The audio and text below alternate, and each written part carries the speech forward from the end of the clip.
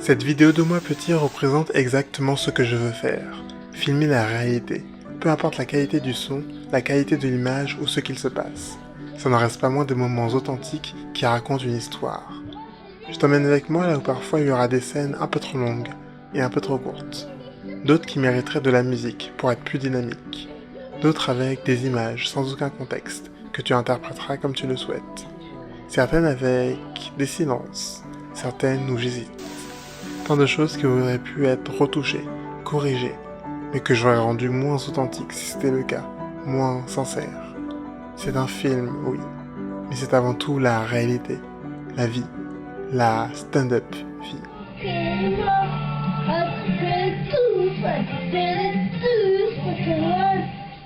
Je répète la chanson.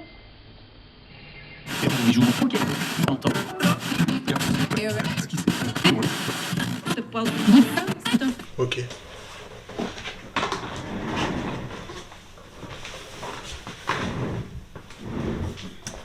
Salut, moi c'est Sine, j'habite à Paris et j'ai plusieurs passions dans la vie.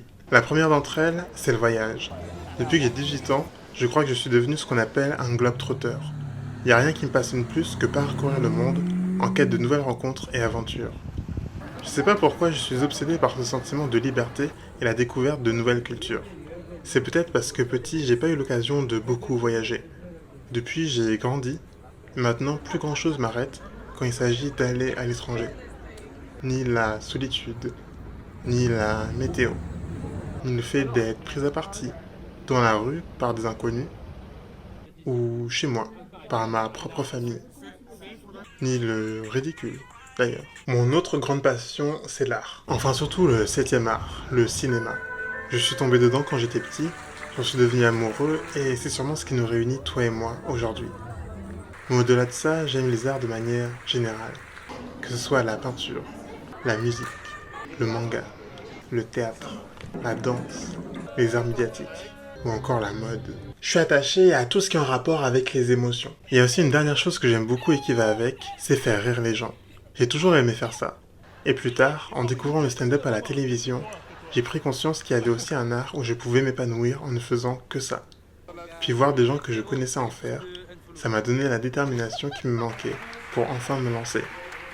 C'est un art vivant où il n'y a pas de quatrième mur. Et c'est vrai que les peurs qu'éprouvent la majorité des gens se confirment une fois que tu es sur scène.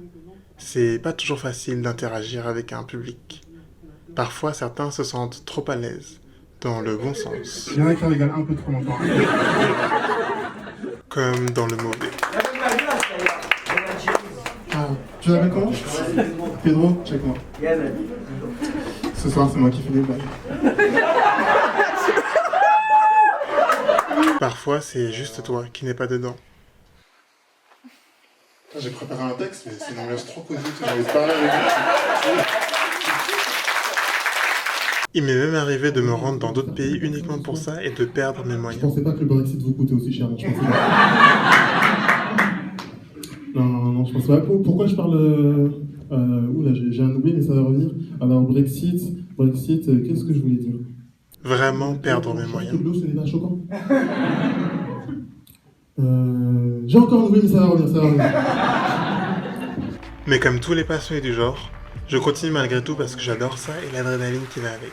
Aussi parce qu'en contrepartie, on a aussi la chance de vivre des moments uniques et inoubliables. À force de traverser les frontières pour voyager, j'ai voulu essayer le stand-up là-bas, voir ce que ça faisait de jouer en dehors de son pays natal. Une initiative avec plus ou moins de succès, jusqu'à ce qu'un jour je passe une soirée incroyable alors que je me trouve à 3000 km de chez moi. Cette expérience mémorable, elle m'a donné envie de repartir avec mon téléphone dans d'autres pays pour filmer et comprendre comment le stand-up rassemble les gens, peu importe les cultures. C'est la thématique d'un film documentaire qui, spoiler, n'est pas celui que tu regardes. C'était une aventure riche humainement et artistiquement, mais malgré ça j'ai quand même gardé un léger sentiment de frustration, car faute de temps et d'argent, j'avais pas pu explorer le stand-up dans tous les pays qui m'intéressaient. À côté de ça, je ressentais le besoin de voyager d'une nouvelle façon, un peu plus connecté aux gens. J'ai eu la chance de me rendre dans une quinzaine de pays, que ce soit en avion, en train, en bus, en bateau. Il y a eu quelques covoiturages aussi. Mais il y a une des façons de faire qui me fascine depuis longtemps et que j'ai pas eu l'occasion de tenter. C'est de voyager à pied, en stop et en dormant chez l'habitant. J'avais envie de vivre une aventure humaine comme ça, unique. Sortir un peu des voyages classiques en découvrant un pays autrement et aller au maximum à la rencontre de locaux en échangeant avec eux.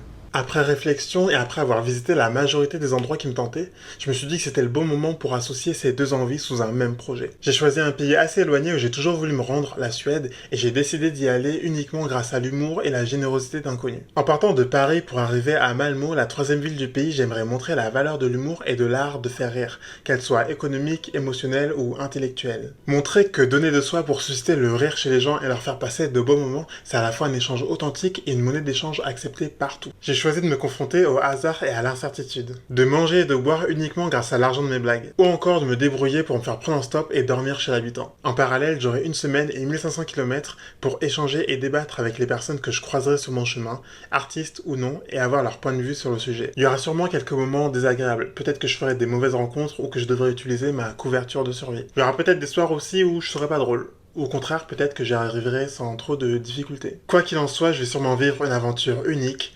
Bienvenue dans Stand Up Vie.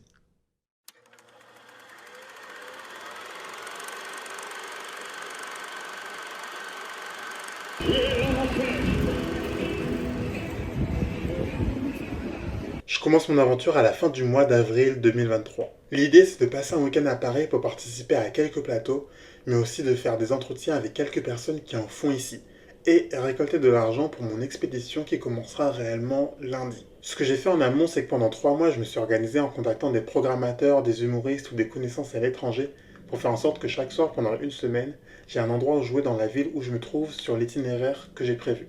Si j'y arrive en stop, bien sûr. Et l'idée que j'ai en tête à ce moment-là, c'est que pour ce projet, j'aimerais filmer des blagues que je fais pas habituellement sur scène, mais plutôt des blagues uniques et vraiment liées à ce projet. Donc j'essaie de prendre comme base ce que m'inspire cette aventure, les événements les plus récents qui me sont arrivés, écrire des choses dessus que tous les soirs je peaufinerai sur scène et arriver avec quelque chose de plus ou moins qualitatif à la fin de la semaine. L'unique juge, ce sera le public. Pour le coup, l'événement le plus récent qui vient de m'arriver, c'est un contrôle de police, et je commence par le plateau de stand-up idéal pour en parler, le Gazette Comedy Club. Là, du coup, on va faire une première scène ce soir. Je crois que ça commence dans... Voilà, il est 17h53. C'est à 18h, donc c'est un plateau sur l'actualité, un événement sur l'actualité. Le principe, c'est simple. Chaque semaine, il y a des événements qui font l'actualité. Les humoristes doivent écrire dessus et présenter autour de 5 minutes, je crois, qui jouent pour la première fois le samedi d'après. Donc voilà, c'est que du neuf, c'est nouveau, le concept est cool, ça va être marrant. Malheureusement, j'ai pas eu le temps d'écrire cette semaine parce que voilà, je préférais ce voyage. Donc là, voilà, on va écrire, on a une petite dizaine de minutes, 10-15 minutes pour écrire sur l'actualité. Et voilà, on va faire ça à froid. Et voilà. C'est toujours sympa d'avoir un truc sur l'actualité. L'actualité, c'est un truc qui concerne tout le monde. Et ça change finalement parce que quand tu vas voir du stand-up, les gens ils parlent d'eux-mêmes. Là, tu parles d'un truc qui concerne tout le monde. C'est un peu universel, un peu comme les Guignols, ça passait à une époque où tout le monde avait à peu près les mêmes chaînes. Donc, tout le monde regardait à peu près la même chose. Donc il y avait ça aussi. Et aussi, ça permet de dédramatiser un truc un peu lourd. Tu vois, l'actualité, c'est un peu chiant là. Peut-être des blagues avec, c'est cool. Ça permet de te relaxer. C'est un peu cathartique, je pense. Ça aide. Et puis il y a le côté concept tout simplement qui est toujours intéressant pour les gens. Le côté on est sûr d'avoir de nouvelles blagues, donc ils sont plus malveillants, ils sont plus sympathiques, ils se demandent ils ont écrit pour nous, donc voilà, c'est cool.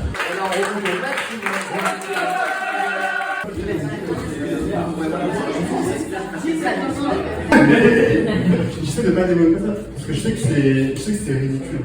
On peut pas généraliser les gens. C'est comme si on disait que voilà, tous les noirs ils dansent bien. C'est ridicule de dire ça, même si j'ai quelques notions. Voilà, donc j'essaie de développer ce sentiment, tu vois. Sauf que malheureusement, voilà, c'est la vie, j'ai trop souvent été victime d'injustice et du coup, j'ai ce sentiment qui est en moi. À chaque fois que je vois la police sur un trottoir, je change de trottoir. Soit le comportement exact d'un suspect, mais c'est comme ça. Dès qu'on m'approche, j'ai peur, je commence à courir. Là, ça se trouve, les suspects, c'est juste des gens très amoureux, tu vois. Vous avez le compte de Ligonnès, en fait, il a juste trop joué à Chaperché. C'est ça. Donc moi j'ai peur, mais j'essaie de ne pas développer ça parce que je sais que ça sert à rien. Voilà, les policiers, ils font un travail difficile. Et même des fois, non pas je les envie, mais j'ai de la peine pour eux parce qu'ils n'ont personne à qui se consoler. Et en plus, développer un sentiment anti-police comme ça amène à rien. Par exemple, même moi, quand je voulais soutenir les policiers, je suis pas allé à la manif où les policiers manifestaient. Je me suis dit, peut-être dans la manif. Il n'y a pas de suite à la phrase. Qui est de droite? Non, c'est pas la question que je posais. Merci beaucoup. Au début, j'avoue que je suis pas à l'aise pour me filmer face caméra. Parce que de base, c'est pas mon truc. Et puis parce que je publie une partie de mon voyage directement sur Instagram pour que ce soit une aventure un peu interactive. Que les gens puissent me suivre, qu'on échange par message. Donc j'essaye de prendre sur moi. Mon premier plateau est fini. Je me dirige maintenant vers une scène ouverte dans un autre quartier de Paris, le Mike in Progress. Un plateau créé et animé par une humoriste qui s'appelle Anna et qui propose des scènes anglophones. Là, on vient d'arriver à la seconde scène qui a l'air d'être un bar ou une cave très très cosy, je suis jamais allé. Là, c'est une scène en anglais, donc pour préparer tout simplement les scènes en anglais de la semaine prochaine, quoi. Donc on va s'exercer. I have to tell my friend because I'm not perfectly fluent in English. To tell you the truth, I didn't understand the set of the other comics. So I know there are a lot of talents in the room. But for me to make the best comic, you know what I mean?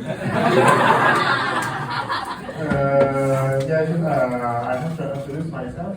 So I'm Steve. I'm French, and I just moved to Paris. I was in London for a couple of months to learn English.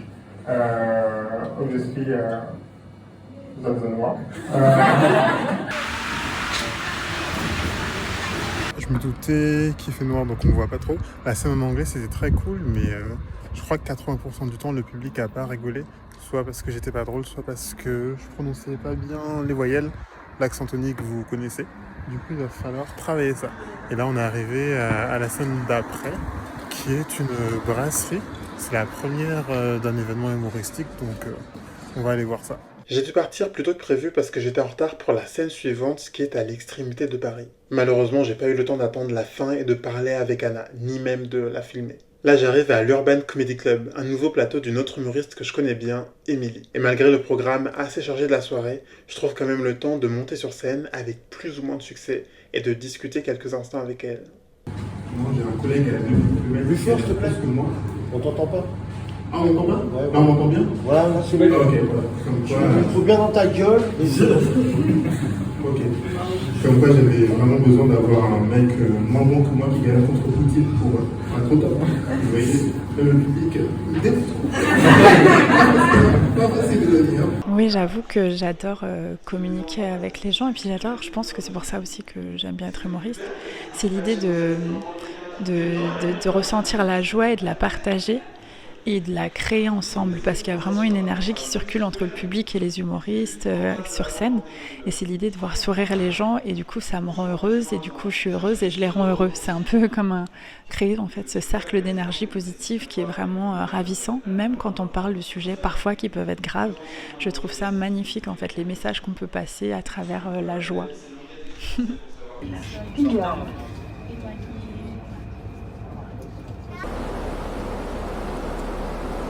Après ce bel échange avec Émilie, on arrive à la dernière scène de la soirée où on va tester quelques trucs et où je suis en retard d'1 heure à force de filmer ce que j'ai devant moi. Donc voilà, on va encore rencontrer des gens et tester quelques trucs. Je suis au Bedawi Comedy Club, un autre plateau qui propose des scènes plusieurs soirs par semaine dans un bar au cœur de Pigalle. Et j'aurais dû m'en douter, je suis bien trop en retard pour jouer, mais je m'entretiens quand même avec le créateur du Bedawi, Adil. Mais ça, franchement, ça me fait quelque chose de ouf. Savoir que je rends service à des artistes, savoir que je suis là, que j'essaye de contribuer un minimum dans leur travail, etc. Ça me fait kiffer de ouf. Ça, c'est un vrai moteur, ouais. L'échange. Franchement, l'échange, le rapport humain, ça, c'est un putain de moteur de fou. Qu'est-ce que... Ouah, ah ouais, la question de fin, là, ouais, beau gosse. Qu'est-ce que j'aimerais qu'on me souhaite? J'aimerais qu'on me souhaite... Franchement, j'aimerais qu'on me souhaite de belles rencontres. Juste ça, tu vois. Parce qu'encore une fois, c'est vraiment la dimension humaine, tu vois. Et pour un grand timide comme moi, ouais, de belles rencontres, de belles personnes, de belles personnalités, de beaux échanges, que je puisse enrichir quelqu'un et que quelqu'un puisse m'enrichir aussi en une conversation. De belles rencontres. Ça, franchement, ouais, de fou. Des rencontres comme toi, par exemple. Ça, de fou. Voilà. Des belles rencontres. Ouvrir son cœur, c'est le plus important.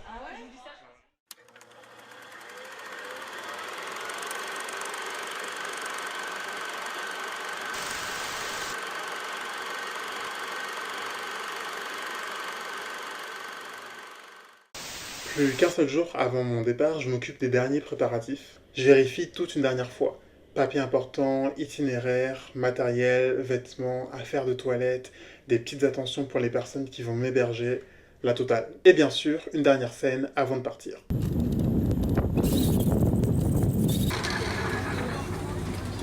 Alors là, je suis arrivé au Fridge, un des principaux lieux pour le stand-up à Paris, vraiment construit pour ça. Donc c'est à la scène ouverte, il est 16h et quelques. Donc l'idée, c'est aujourd'hui de faire 2 scènes avant de partir demain pour voilà, jouer une dernière fois à Paris, rencontrer des gens intéressants avec qui je vais discuter.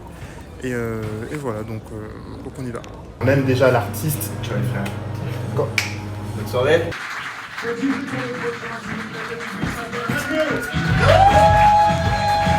Moi, ils m'ont fait un retour de... C'était bien? Non. Non. Vous avez l'air de valider. Merci de m'avoir écouté le Fridge. Quand ils m'ont vu moi, après c'est ça qui m'a un peu touché, c'est qu'ils m'ont dit clairement qu'ils comprenaient pourquoi j'avais commencé. Et ils ont vu que c'était là où je me sentais le mieux, quoi. Non, tu veux me faire un petit signe, hein, vas-y, même fais un signe. Je teste.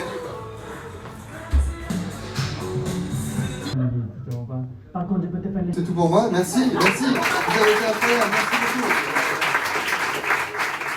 S'il vous plaît, faites un maximum de rue pour le prochain, il s'appelle Sim. Tout est tourné autour de l'Instagrammabilité.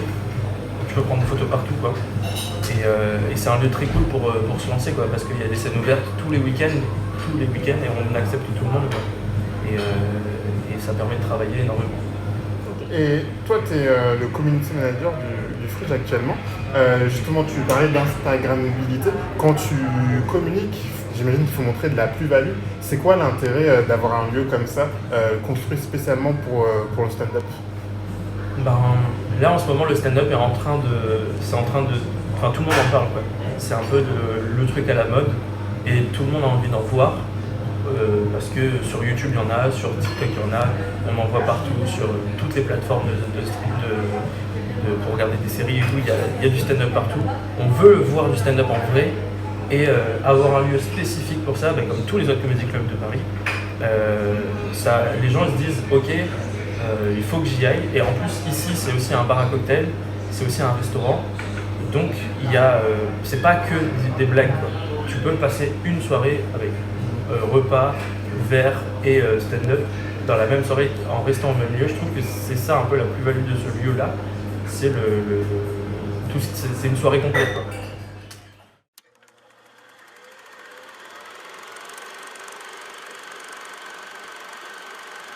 Et là, il est 8h20. Je suis avec ma correspondante que j'ai chaque semaine, correspondante anglaise, pour parler une dernière fois avec elle avant de partir. Comme ça, je révise un peu l'anglais et après on va se préparer. Comment aimez-vous le spectateur? Alors, tu peux dire, elle émeut le spectateur. Je l'écris. Elle émeut le spectateur ou elle est émouvante. Ok, donc là, on va faire la valise. C'est parti. Ah non, on va faire le sac. Excellent, c'était la meilleure blague de la semaine. Allez, salut.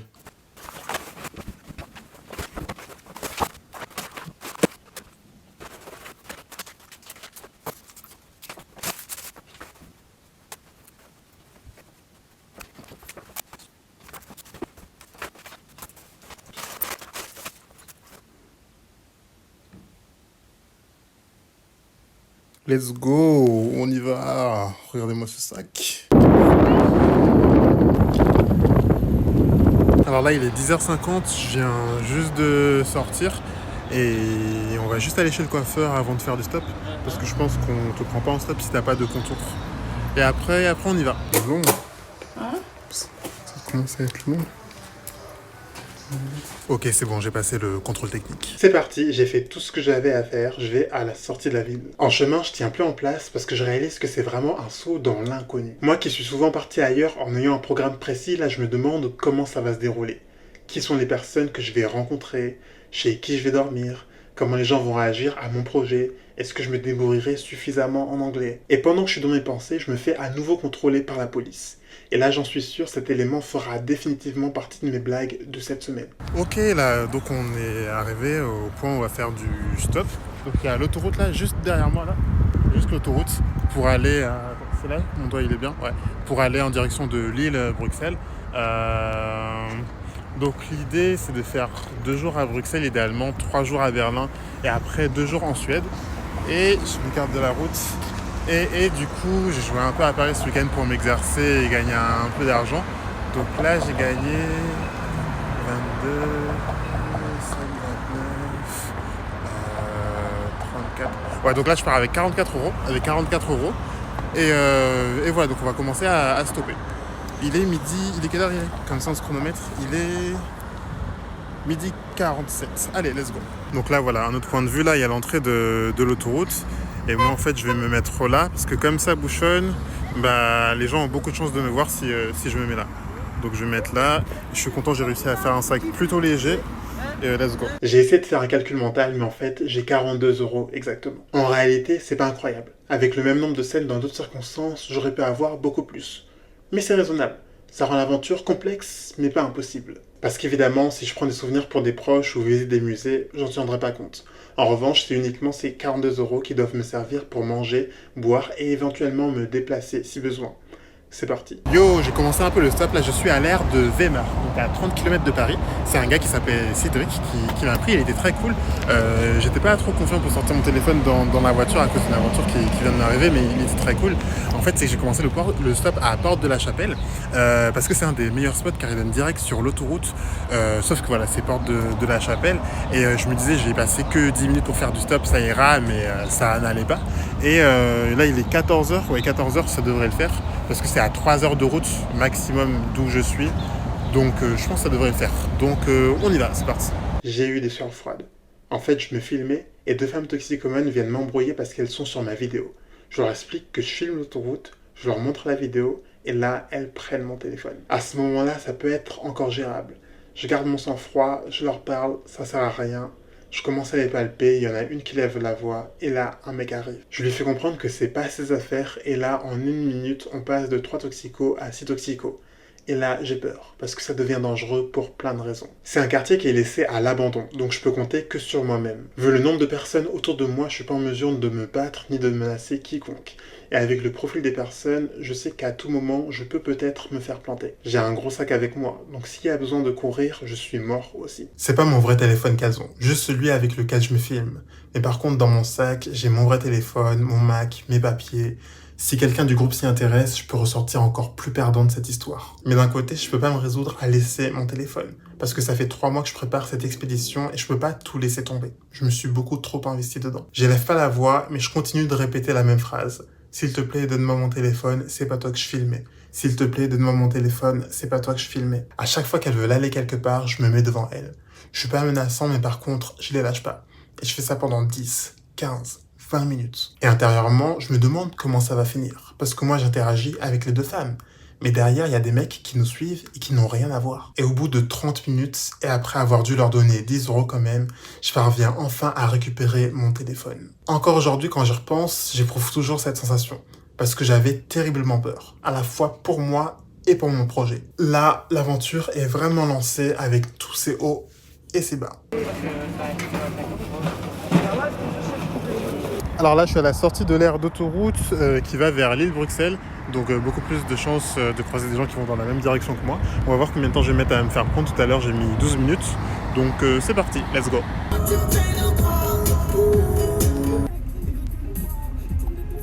Après une quinzaine de minutes, surprise, une Porsche s'arrête devant moi. C'est une famille qui habite à Bruxelles et qui était en France pour le week-end qui me propose de m'emmener. Je leur dis ce que je fais et c'est touchant parce que le père et la mère s'assurent que je vais bien. Ils me proposent de mettre ma musique, ils m'offrent même à boire et à manger. C'est un beau moment. Et pendant ce temps-là, je discute de tout et de rien avec leur petite fille derrière, surtout de chat, parce qu'elles adorent ça. Tu l'as eu il y a combien de temps l'autre? C'était il y a combien de temps? Le gros? Oui, le gros c'était il y a combien de temps? Maman, c'est à combien de temps qu'on l'a eu? Il a 1 an maintenant. 1 an, ok. bougez pas, chaque main est comme il est. Je ne suis qu'un on marche sur la lune, mais la voix c'est des milliers. Et tous les jours, mes frères meurent par centaines et par milliers. J'ai les cheveux épais, je pourrais pas les gominer.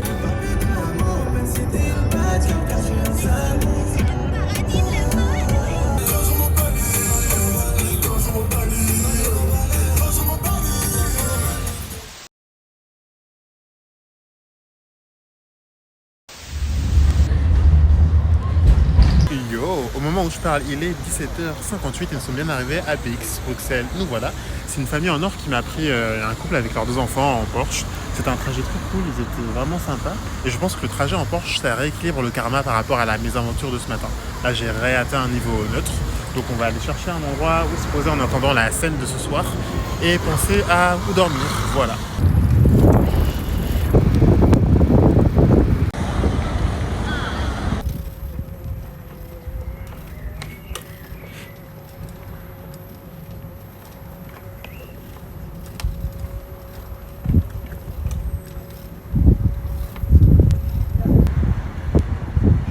Yo, finalement je suis allé nulle part, je me suis juste baladé. Là on va aller au Kings of Comedy Club. Je crois que je ne dis pas que je dis de bêtises si je dis que c'est le lieu de stand-up à Bruxelles, c'est la référence, un endroit construit pour ça. Et c'est là où j'ai fait ma vraie première scène et je suis jamais revenu depuis. Et ils ont été gentils, ils m'ont laissé une petite place pour jouer ce soir. Et en plus il y a les gens qui étaient là à ma première scène. Donc voilà, on va aller jouer et essayer de rencontrer aussi des gens intéressants. Donc allons-y. C'est un petit moment où on se passe le micro et où c'est un peu étrange. Est-ce qu'on peut faire déjà un maximum de bruit s'il vous plaît pour toute l'équipe du Kings of Comedy Club que vous accueillez aujourd'hui? Ouais.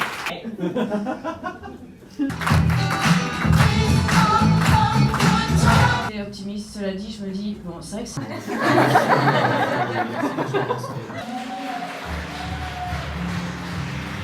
Comme à chaque fois que je viens jouer à Bruxelles, l'ambiance est chaleureuse, je rencontre des artistes bienveillants, le public est enthousiaste. Toutes les conditions sont réunies pour prendre du plaisir. Malheureusement, je me rends compte quand je redescends de scène qu'il y a eu un bug sur mon téléphone et que j'ai aucune image de mon passage. Je suis dégoûté, d'autant plus que je sais pas d'où vient le problème. Mais bon, j'en tiens pas compte, c'est pas le plus important et je croise les doigts pour que ça ne se reproduise plus. À ce moment-là, j'ai aucune idée d'où dormir. Dans la salle, il reste que le personnel de l'établissement, 3 spectateurs et Nikos, le MC de ce soir. Je me pose un moment avec eux, puis je m'isole pour discuter avec Nikos, que je connais déjà, parce qu'il était déjà présent à ma première scène. Petit test pour le micro, petit test. Déjà, en fait, moi j'ai découvert le stand-up, parce que du coup j'ai dû voir pour savoir que je voulais faire ça, et c'était genre, mettez dans des grandes salles, genre Gad Elmaleh, Jamel Debbouze, comme ça, dans des zéniths. Mais j'avais pas conscience de petits endroits dans des caves où t'as 50 personnes et des humoristes que tu connais pas qui viennent t'entendre des blagues. Donc ça j'ai découvert. Et je sais plus c'est quoi la question de base. C'est comment du coup ton regard a changé de quand tu connaissais pas ça à maintenant où t'as plus les codes, beaucoup plus les codes qu'avant? Mais en fait je trouve ça trop cool et surtout comme j'ai commencé du coup il y a 5 ans et qu'il y avait déjà pas mal d'humoristes avant, mais vraiment les nouvelles vagues de vraiment beaucoup d'humoristes comme tu peux voir à Paris ou quoi, c'est vraiment maintenant et du coup j'ai l'impression d'être dedans et donc je vois tout ça et en vrai je trouve ça trop cool de voir une nouvelle dynamique qui arrive avec des nouveaux jeunes, des humoristes. En plus c'est assez bienveillant, tu sais, genre il n'y a pas trop d'embrouilles et tout, du coup bah, en fait on est juste tous potes, on se donne on s'échange des vannes, donc il y a une bonne ambiance de manière générale, tout le monde essaie de progresser et j'ai souvent l'impression que tout ce qu'on fait, au final on le fait pour le stand-up de manière générale, tu vois, en Belgique. Genre nous aussi quand on ouvre des projets, on lance des projets, ben on se dit vas-y en vrai ça va nourrir le stand-up, il n'y a pas de jalousie ou quoi, c'est juste, c'est bien pour un intérêt commun qui est de faire connaître le stand-up en Belgique quoi. Et c'est trop bien parce que du coup j'ai l'impression comme on est en train de créer ça entre guillemets, et ben t'as plein de styles d'humoristes différents et donc je pense que t'as un peu plus de gens qui ont leur petite touche différente et il y a moins un cadre respecté d'humoristes qui est dupliqué tu vois. Donc il y a tous des gens un peu avec des univers différents et c'est trop bien de voir et ça qui est bien dans les plateaux comme on a eu ici c'est c'est comme il y a à Paris mais c'est d'avoir 6 ou 7 humoristes et en fait tu vois 6 ou 7 univers différents et donc tu découvres et c'est ça que les gens ils aiment bien dans le public quand ils connaissent pas, ils sont en mode ah c'est trop bien en fait parce qu'on a vu plein de styles différents et il y en a 3-4 qui nous ont touché, c'était cool quoi. Donc c'est bien aussi ce genre de truc. Moi je crois qu'on regrette jamais une bonne soirée stand-up avec ses potes quand on vient voir tu vois. Parce que moi j'ai eu une image qui m'a resté, c'est quand je jouais à Le 29 qui est la ville où j'ai grandi on va dire et où il y a mes potes d'enfance qui sont encore là et ils sont venus me voir. Et c'est la première fois qu'ils voyaient une soirée stand-up et ils étaient venus entre potes. Et je me souviens vraiment d'un moment où j'étais en haut des escaliers, je les voyais et je les voyais trop se marrer entre eux. Tu sais, c'est là, ils se tapaient des barres devant l'humoriste. Et je trouve ça trop beau. En fait, ils sont là pendant 1 heure, ils vont gaulerie, ils vont se marrer. Et après ils ressortent, ah putain, c'est trop drôle, tu vois, il a dit ça et tout. Et moi, je trouve ça trop bien de créer ce souvenir et ce moment-là, quoi. C'est pas la première fois que je viens jouer ici. On m'a toujours bien accueilli, on m'a jamais rejeté ou quoi que ce soit. Et c'est en discutant avec Nikos que je comprends pourquoi. Je sais pas exactement si c'est lié à la mentalité belge ou au stand-up d'ici, mais il y a une atmosphère qui fait que tu te sens bien. Ce qui fait qu'automatiquement tu prends du plaisir. On finit notre discussion, il est 22h et je rejoins les 3 autres spectateurs. Cyril, Philippe et Vincent, et on fait plus ample connaissance. C'est des potes ingénieurs qui venaient voir leur première soirée stand-up, et la surprise, ils me proposent tous les 3 de m'héberger chez eux. Je suis reconnaissant, et je poursuis la soirée avec eux dans Bruxelles.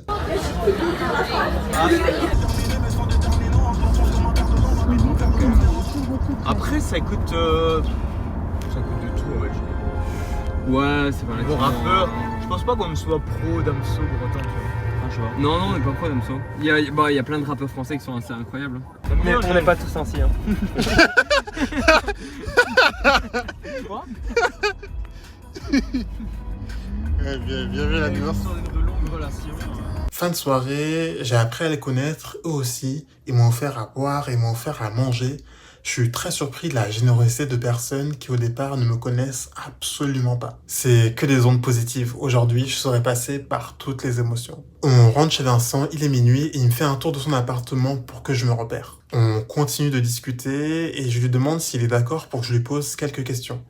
Parce que je trouve que je suis en train de vivre quelque chose d'unique, que c'est une occasion en or, et il accepte gentiment de me répondre. Après toi, je vais la porte. Tu peux avancer un petit peu. Là, je crois qu'il doit être minuit à peu près. On va dire, à 20h, on se connaissait pas. Là, ce soir, je vais dormir chez toi. Je te remercie pour ça. Est-ce que tu peux me dire ce qui s'est passé depuis ? J'ai toujours trouvé que c'était important de faire valoriser le monde artistique, en fait, de les aider, de les supporter, de les comprendre. Et j'ai trouvé ton spectacle particulièrement intéressant, interpellant et humoristique, évidemment. Et quand tu m'as expliqué ton projet, ton but et tout ça, je trouvais ça...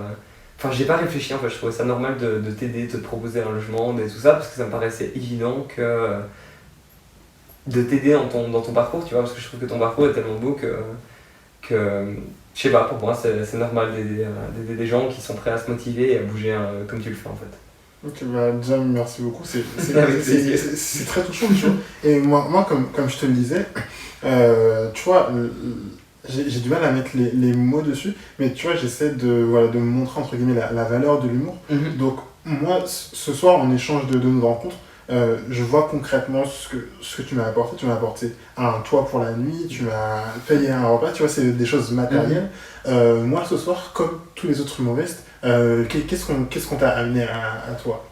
Ouais, tout à fait. Qu'est-ce qu'on t'a amené ? Mais en fait, ce qui se passe, ce que je pense que toi tu as amené et que les humoristes amènent en général, c'est que on est beaucoup trop concentré un petit peu sur les choses un peu factices, tu vois, comme tu dis, le matériel, le fait d'être sur ton téléphone, de pas profiter de l'instant présent, d'être connecté avec les gens autour. Et ce que je trouve que les humoristes à faire particulièrement, plus encore que les acteurs ou les cinéastes quand tu vas au cinéma et tout ça, c'est qu'ils arrivent à nous ramener dans le moment présent, tu vois, de rire de choses simples, de choses bêtes, de choses du quotidien. Et en fait, c'est ces moments privilégiés qui finalement apportent tellement plus de valeur que finalement un toit, un repas et tout ça, parce que vous arrivez vraiment à raccrocher les gens dans arrêter de penser à tout ce qui vous entoure et profiter du moment présent, en fait. Et je sais pas comment expliquer, mais c'est tout ce que toi et toutes les autres personnes qui m'ont fait vivre ce soir et que j'essaye du coup de te récompenser ou d'échanger en fonction de tout ce que je peux t'apporter moi de mon côté, quoi. C'est bon, et tu passes quoi ? C'est lourd. Ok. Chez moi. Non, ça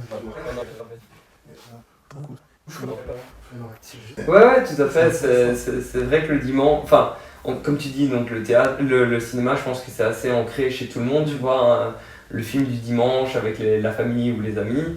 Le théâtre, mais comme tu dis, ça, je pense que c'est en fonction des milieux, parce que ça, c'est quelque chose d'un peu plus, on va dire, cercle fermé.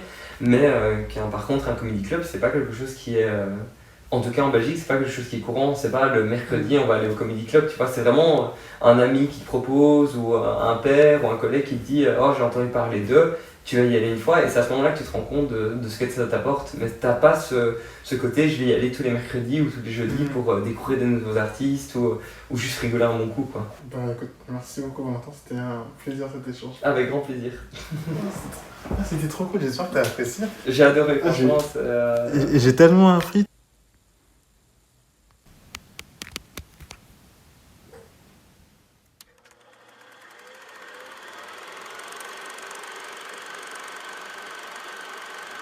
Au réveil tranquille, Vincent est parti tôt au travail et m'a dit que je pouvais rester autant que je souhaite parce que sa copine est en télétravail dans l'appartement. J'ai pas d'urgence parce que j'ai pas de stop à faire. Je profite de la matinée pour me poser, m'organiser, chercher où dormir ce soir à Bruxelles et demain à Berlin. Ce que je fais pour dormir chez l'habitant, c'est que j'ai rejoint plein de groupes Facebook de différentes villes où je publie un résumé de mon projet. Et à côté de ça, j'utilise la plateforme Couchsurfing qui met en relation des personnes qui proposent des lits ou des canapés pour la nuit et des personnes comme moi qui cherchent un hébergement temporaire. C'est gratuit, ça se fait sans échange d'argent et ça va au-delà du simple hébergement.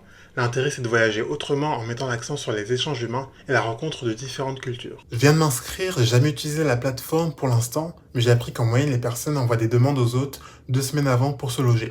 Le temps de faire connaissance et de s'organiser en amont. Sauf que voilà, j'ai manqué de temps parce que je préparais ce projet, donc je m'y mets que maintenant. Moi, ce que je propose plutôt aux personnes, c'est de les inviter gratuitement à une soirée d'humour, de leur faire passer un bon moment, et en retour, elles m'offrent un toit pour la nuit. Je finis mes demandes, avant de partir, je pars un peu avec Elisa, la copine de Vincent, qui est très sympathique, et je pars profiter du beau temps.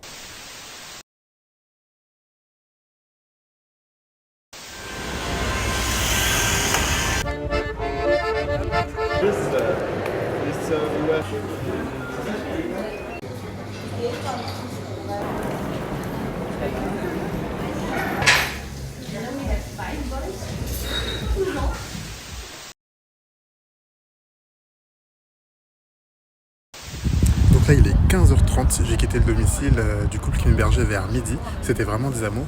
Et aujourd'hui rien de spécial de prévu, vu que je joue tard ce soir à Bruxelles. Donc on va en profiter pour préparer la journée de demain, le stop Paris-Bruxelles, le stop Bruxelles-Berlin, qui sera sportif. Et en même temps préparer la scène de demain en anglais. Donc voilà, rien du tout.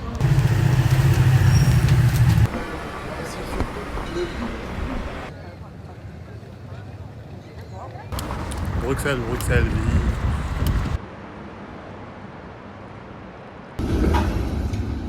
Alors là il est presque 20h, je me dirige vers la scène de ce soir et ce qui est bien c'est que j'ai déjà trouvé où dormir. Donc en fait c'est un garçon que je connais pas qui s'appelle Thomas qui a gentiment accepté de m'héberger. Je ne l'ai pas rencontré encore, je l'ai invité au plateau de ce soir, du coup je vais le rencontrer là-bas.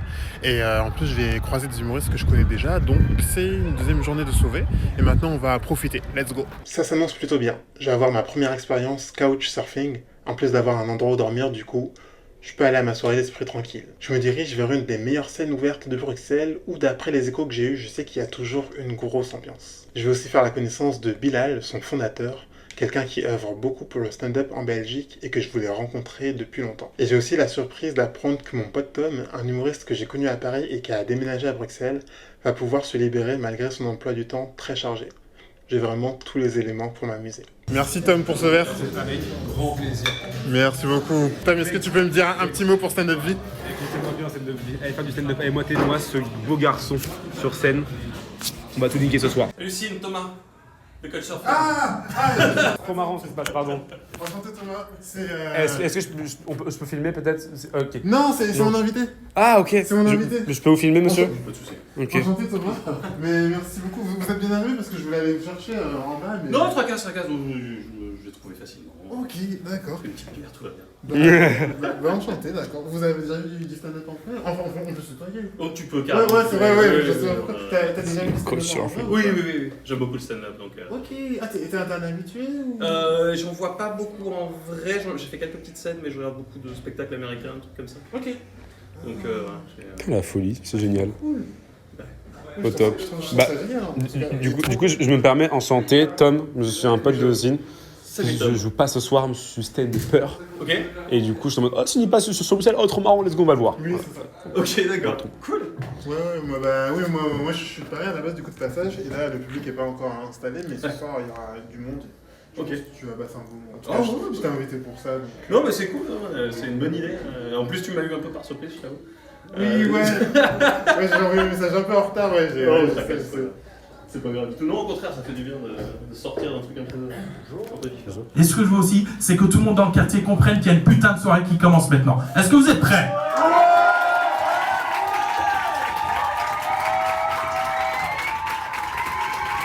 Ok. Waouh, vous êtes chaud.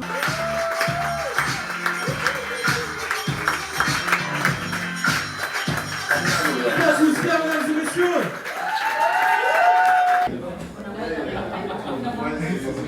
On va enchaîner parce que vraiment vous êtes trop bien, vous êtes trop cool. Donc est-ce que vous êtes prêts à accueillir l'artiste suivant, messieurs dames? Dans ce cas-là, je vous demande de faire un tonnerre d'applaudissements pour Sin, s'il vous plaît.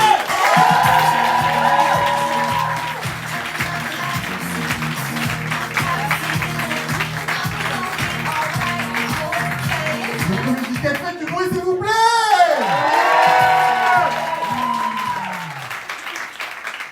Je suis content d'être avec vous ce soir. Là, vous étiez chaud derrière Maria, je vous demandais de garder la même énergie pour moi. Tu vois, dans des fiches de lecture, souvent, l'exercice, c'est de ramener tout ce qui... Vraiment, de rendre concis l'information. Et souvent, c'est ce qu'on fait aussi pour les fiches personnages. Toi, si tu devais faire ta fiche de lecture, d'écrire ton personnage pour que les autres personnes le reçoivent, qu'est-ce que tu dirais? Ouah, ma fiche de lecture à moi. Si les ta gens fiche de lecture personnage, Bilal, 2 points. 2 points. Bilal est un jeune homme de 32 ans qui travaille dans le milieu du stand-up depuis 2011, qui a eu l'opportunité d'être à plein de niveaux dans le stand-up, autant sur scène qu'à la régie, qu'en tant que prod, faire de la prod, de la diffusion, ce genre de choses et tout, et qui aujourd'hui a créé son projet pour pouvoir permettre à plein de jeunes de pouvoir se lancer dans le stand-up dans les meilleures conditions. D'accord. Nickel, parfait. C'est ce que je veux tout au long de la soirée. Je dirais qu'il n'y en a pas tant que ça aujourd'hui parce qu'à Bruxelles, c'est hyper cool. Il y a autant de la demande au niveau des artistes que du public. Bah, t'as bien vu ce soir, la salle, elle était remplie. Bisous, mec. Bisous, ça m'a fait plaisir de te voir, pardon. Moi aussi, mec. La salle, elle était remplie. Il y avait plein de monde. Et c'est tous des gens qui, il y a 5 ans, quand je lançais une scène ou quoi, une des premières questions que je posais, c'est qui n'a jamais vu de stand-up. Et il y avait plein de gens qui levaient la main. Aujourd'hui, j'ai même plus besoin de poser cette question parce que même le public a les codes. Tu vois, et ça, c'est cool. Il y a eu un essor qui fait que même le public s'est éduqué par rapport au stand-up, qui fait que quand ils vont dans un comedy club comme ce soir ou quoi, ils sont déjà dans un mood qui est adapté pour le lieu. Et donc ça, c'est génial. Soyez avec moi, parce que je me remets déjà assez en question comme ça. Là, à la finale de la Coupe du Monde, moi j'étais devant la télé et je voyais Kylian Mbappé, passionné de football, 24 ans, fils d'un Camerounais, 2 finales de Coupe du Monde. Et après, je me suis regardé dans le miroir. Sin, passionné de football, fils d'un Camerounais, 24 ans, bientôt 25.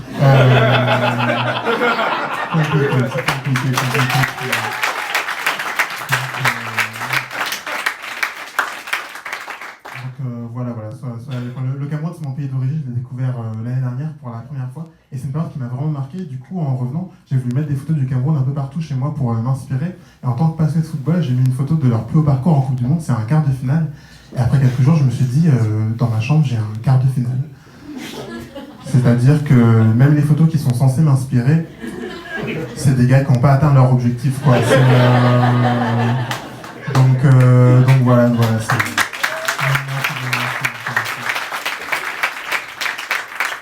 Donc voilà, remise en question. Moi je suis français, je fais partie des rares français dans la salle de la minorité, ouais, désolé. Mais je suis venu en stop jusqu'à Bruxelles, donc voilà, vous pouvez applaudir ça. Non, merci. Je suis vraiment venu en stop, je suis parti de Paris, et voilà, juste avant de prendre l'autoroute, je me suis fait contrôler par la police, je sais pas pourquoi, quelle coïncidence. Et tu sais, j'ai trouvé ça dommage parce que je voudrais pas développer un sentiment anti-police. Tu sais, ça serait ridicule, t'as des gens bons et t'as des gens mauvais partout, tu sais, faut pas généraliser. C'est comme si quelqu'un disait « Ah, les noirs, ils savent tous danser ». C'est ridicule, même si j'ai quelques notions. Donc, faire rire, c'est sérieux, en fait. Tu viens pas faire rire un public tout comme tu viens faire rire tes potes.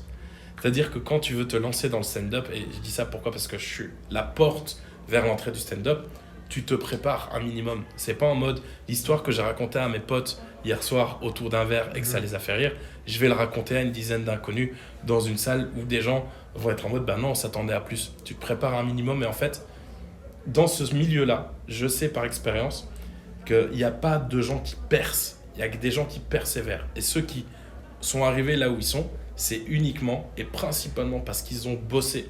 Après, oui, il y a toujours une question de contact, de je connais un tel, je peux te le présenter. Oui, ça c'est partout. Mais pour avoir mérité ce contact, il faut avoir travaillé avant. Donc, ne pensez pas que faire rire, c'est facile. Merci beaucoup pour cet entretien. Merci beaucoup, William. Avec plaisir.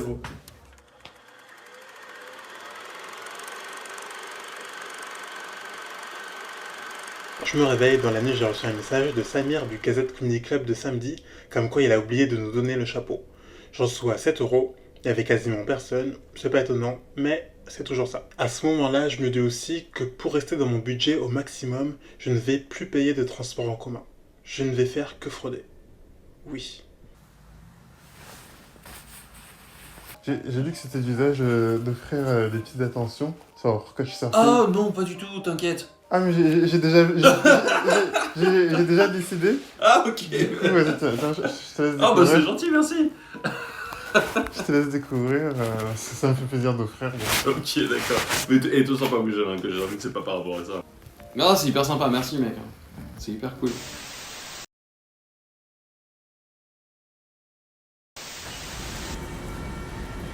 Yo, là il est 8h, je suis censé que je me note il y a à peu près une demi-heure, j'ai pas trop filmé par souci de la vie privée, mais trop bonne expérience. Première fois que je dormais vraiment chez l'habitant, vraiment chez un inconnu. Je lui ai envoyé un message hier en mode écoute, moi je t'invite à passer une bonne soirée stand-up, à bien rire, à passer un beau moment. Moi en retour, en échange, tu m'héberges, tu m'offres une place sur un canapé ou quoi que ce soit. Il est venu, il a kiffé sa soirée, c'était l'essentiel. Ensuite on a bien sympathisé jusqu'à bien tard, je suis éclaté. Des moments trop cool, Thomas, mec de Toulouse, maintenant expat à Bruxelles. Et voilà, maintenant je me dirige vers la suite, donc merci Bruxelles, à chaque fois j'adore cette ville et toutes les personnes intéressantes et adorables que j'ai croisées. Et maintenant on se dirige vers la suite, vers Berlin, je vais essayer d'expliquer en story. Je vous souhaite encore un agréable voyage. Ok, je sais pas si on va bien m'entendre parce que je suis au bord d'une nationale. Ce que j'ai fait, c'est que j'ai pris un train, une sorte de TER pour aller dans une ville dans la banlieue de Bruxelles, Louvain, pour être plus proche de l'autoroute. Donc derrière moi, voilà, il y a une nationale et derrière moi là-bas, voilà, il y a une autoroute. Il est où mon doigt? Le camion. Putain, voilà, là-bas il y a un virage pour aller directement sur l'autoroute. Et aujourd'hui ça va être short parce que c'est 8h, 750 km. Mais si on y arrive, tant mieux parce que c'est la plus grosse étape. Je joue à Berlin ce soir, mais je sais pas si j'arriverai à temps. Et je vais essayer de montrer les étapes. Voilà, j'ai mis mon téléphone par terre comme n'importe quoi. Donc en gros, moi je suis là, je suis à Louvain. Et Berlin, c'est là-bas. C'est loin. Donc voilà, Berlin c'est là-bas. Et il y a un petit passage par les Pays-Bas. Oui, ouais. Il y a un petit passage par les Pays-Bas qui est... Attends, c'est où? Est-ce que je cadre bien? Ouais, qui est juste dans cette zone. Là, on voit les lignes des frontières. Et moi, ma première étape, c'est du coup aller vers les Pays-Bas, au moins sortir du territoire de la Belgique, quoi. Du coup, là, j'ai mis le nom de l'autoroute que je prends. Et là, ce qui est bien, c'est que juste avant, là, il y a un panneau, enfin, il y a un feu tricolore. Du coup, les voitures, entre guillemets, elles vont pas trop vite sur un truc de bus, là. Donc moi, je vais me mettre là pour faire du stop. Et là, il est 9h10, donc je pars vraiment à 9h10. Et on verra à quelle heure on arrive à Berlin. Biri bir tane T5 20 Passerna, c'est vite chaud. Dai bir tane. Donc voilà, là, il m'a posé sur une station essence, là, à côté de l'autoroute. L'avantage c'est que tout le monde va dans mon sens, c'est impossible que tu ne puisses pas m'avancer, donc on va bien voir. Après il n'y a pas beaucoup de voitures qui sortent, quoi. On va bien voir. Donc là en gros il est 11h30, tout à l'heure à la station essence j'ai fait l'erreur de monter avec un gars qui parlait que néerlandais. J'ai pas très bien compris où il allait, mais il allait devant, donc j'ai dit vas-y je monte. Il m'a déposé 5 minutes plus tard, enfin je lui ai demandé de descendre parce qu'en fait c'était pas ma route. Et du coup là je suis sur une zone pas du tout adaptée au stop parce que les voitures vont vraiment vite. Et en plus je suis plus sur l'autoroute, donc j'essaie de regagner l'autoroute. C'est pas facile, là ça fait 1 heure que je fais du stop et ça commence à être long. Donc on persévère et on essaie de regagner l'autoroute. Là je pense pas que j'arriverai à temps pour jouer à Berlin ce soir. Peut-être que j'y arriverai, Mais à temps pour jouer, je crois pas. Là, ça fait 2h30 que je suis en route et j'apprends une leçon. Quand j'étais petit, je faisais beaucoup de stops à une période où j'habitais sur le bassin d'Arcachon. Mais c'était une longue route unique. Donc peu importe qui s'arrêtait, je disais oui parce que dans tous les cas, ça me rapprochait de ma destination. Sauf que sur l'autoroute, tu ne peux pas faire ça. Il suffit qu'une personne me prenne et qu'il n'y ait pas d'aire de repos ou de station essence pour s'arrêter et automatiquement, j'atterris quelque part après la prochaine sortie d'autoroute. Et c'est une erreur qui me coûte bien 1h30, 2h. Ok, donc après une longue attente, il y a enfin quelqu'un qui m'a redéposé sur l'autoroute. C'est cool, le panneau est juste là. Bon, statistiquement, c'est quasiment impossible qu'on soit à Berlin à temps pour jouer ce soir en tout cas, mais pas grave. Et j'ai actualisé le panneau, du coup il me reste une dernière grande ville avant d'entrer aux Pays-Bas et après j'ai mis NL pour Pays-Bas et D pour Allemagne. Et let's go. Mais en tout cas on est à côté de l'autoroute, donc on a beaucoup plus de chance. C'est reparti. And who would you name as your great example or something like that? I love lots of comics, but I love guys in English stand-up comedy, guys like Ricky Gervais. Oui, Ricky Gervais. Very Ricky Gervais. Yes, I don't know how to say that. So Ricky Gervais. Is he from the show Afterlife? Yeah. I love this show. Oh, did you like it? Yeah, I love this show. Donc là, ils m'ont déposé à Genk, la ville que j'avais marquée tout au-dessus. Donc je suis à la sortie de l'autoroute de Genk, j'attends que de nouvelles voitures passent. Et le prochain truc, du coup, c'est les Pays-Bas directement. Au cas où, j'ai mis une ville plus loin pour prolonger. Donc Aken, le nom d'Aix-la-Chapelle. Et NL et D, j'ai laissé pour Pays-Bas et Allemagne. Et je suis vraiment impatient d'être en Allemagne parce que le plus dur, c'est vraiment de traverser les pays. J'ai pas beaucoup de personnes qui traversent les pays. Beaucoup de voitures qui s'arrêtent, mais pas beaucoup qui traversent les pays. Et quand je serai en Allemagne, ça sera plus simple, en tout cas, à défaut d'être facile. Je reprends un beau rythme parce que, conscient de mon erreur, je suis toujours bien placé à proximité de l'autoroute. Je viens d'être pris par un couple amateur de stand-up avec qui j'ai bien discuté et j'atterris à Genk, la dernière grande ville belge avant les Pays-Bas. Je patiente une vingtaine de minutes et je tombe sur Denise, sans doute la personne qui illumine ma journée. Là, j'ai des cartes qu'il m'a données.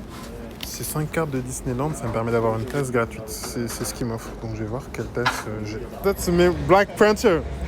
Black Panther and a BMW and a nice man. Yeah. Thank you, Dutchland. Here we are. Thank you. Yeah. Here's for you, mate.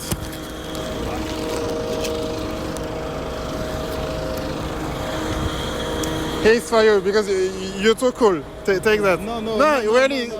No, I took that. Only for the gift that people that I meet.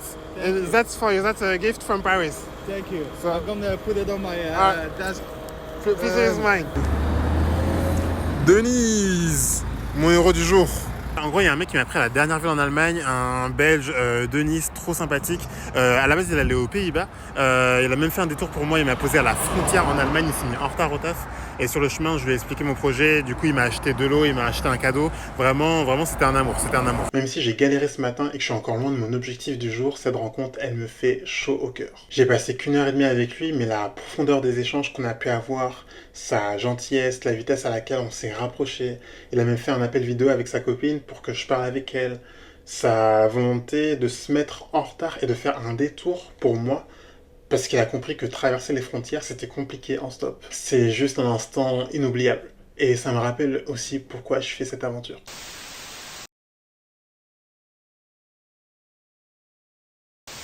Pour voir un peu à quel point je suis perdu, le moment où tu dois aller dans une grande capitale européenne et que tu es avec des vaches, c'est qu'il te reste pas mal de temps devant toi quand même. Pas mal de trajets. Du coup, il m'a déposé à la frontière néerlandaise allemande. J'étais vraiment perdu à côté de vaches et pas à côté de l'autoroute. Du coup, j'ai refait du stop pour 10 minutes pour atterrir à côté de l'autoroute qui est juste là où on voit le panneau là, vite fait là. Et il y a un Croate qui m'a pris, trop sympathique. Et là, du coup, on reprend le stop classique quoi, à côté de l'autoroute. Mais au moins, on est en Allemagne. Et ça c'est bien.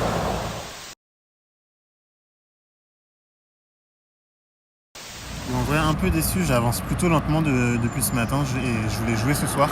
Là, du coup, il est 15h15, donc c'est mort pour la scène de ce soir, je vais annuler. C'est pas très sérieux et c'est comme ça, j'espère au moins arriver à Berlin. Et donc là, voilà, là on voit la frontière Néderlande-Deutschland, je suis enfin en Allemagne et il me reste une longue ligne droite à faire jusqu'à Berlin, quoi. Voilà, et du coup, là j'ai mis les noms de 2 grandes prochaines villes. Ah, on va rien. Duisburg et Dortmund. On va reprendre le stop classique, quoi. Let's go. Un père de famille me prend assez rapidement en stop, mais je suis pas de très bonne humeur quand même. C'est la 8e voiture de la journée. Malgré mes efforts, je suis bien loin de ce que j'espérais. Mais bon, j'ai pas le temps d'être triste. Je pourrais être triste quand je saurai rentrer en France. Là, je dois penser au présent. Et le présent, c'est découvrir des autoroutes où c'est banal de rouler à 150 km/h. Là, je me sens vraiment en Allemagne. Je réalise que j'y suis enfin. Et juste de savoir que je suis arrivé jusqu'ici, c'est une petite satisfaction quand même.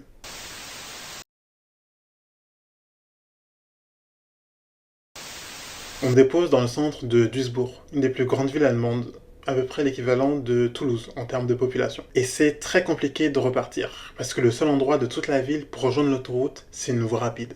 Il n'y a pas d'autre issue. Je fais quelque chose dont je suis pas fier du tout, je me mets sur cette voie rapide en hauteur. Les voitures me klaxonnent parce que je suis mal placé, et là c'est dangereux. D'un côté j'ai le vide, de l'autre j'ai la route. Et avec la vitesse à laquelle ils arrivent, je ressens vraiment le passage de tous les véhicules à côté de moi. Après 2-3 minutes, je reviens à la raison et je redescends pour trouver une autre solution. Alors là, je suis toujours bloqué dans la même ville qui s'appelle Duisburg, toujours en Allemagne, parce qu'il n'y a pas d'endroit pour faire du stop. Donc je vais devoir aller dans la banlieue. Et en plus, plusieurs personnes qui m'ont pris en stop m'ont dit que cette ville craignait qu'ils ne laissaient pas leurs enfants entraîner là-bas et tout. Et pour confirmer ce propos, juste quand je vais à l'arrêt de bus pour aller en banlieue, je vois une affiche. C'est tout en allemand, mais j'ai traduit, ça veut dire recherché pour tentative de meurtre. Toute information, 2000 €. Tout ça pour dire, je sais pas dans quelle ville on dort ce soir, mais on dort pas dans cette ville. Non, non, non, non, non, non.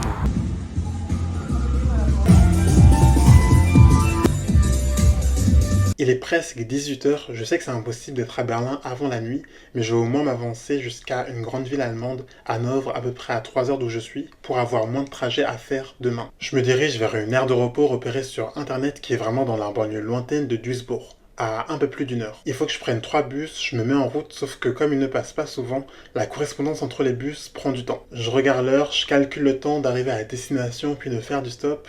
Au plus tôt, ça me ferait arriver à 22 h à Hanovre, et encore si on m'y amène directement. Faut ajouter à ça que comme je sais pas exactement où je vais atterrir, j'ai encore contacté personne aux alentours, et j'ai nulle part où dormir. C'est pas très raisonnable, je décide de faire demi-tour, revenir vers le centre-ville, même si ça craint, et voir comment je peux m'en sortir.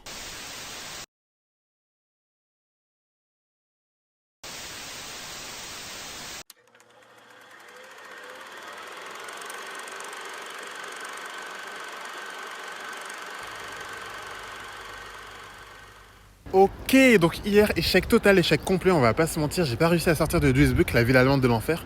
Vraiment un trou noir cette ville. Pourtant j'ai bien passé 3 heures là-bas, hein, mais rien à faire.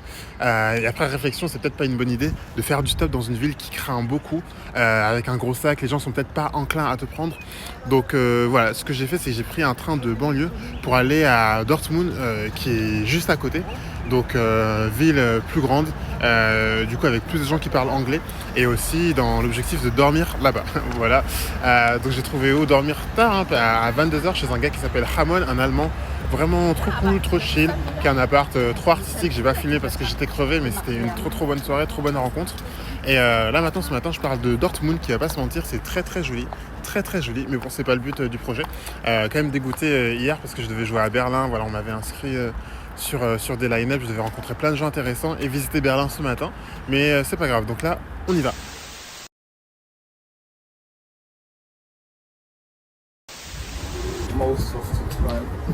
Là, je suis dans un bon mood. Tous les feux sont au vert, a priori. Je compte bien attendre Berlin d'ici ce soir et ne pas laisser passer une seconde soirée.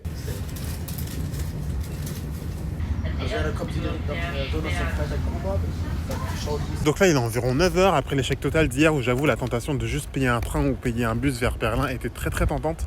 Là il faut absolument y arriver d'ici ce soir.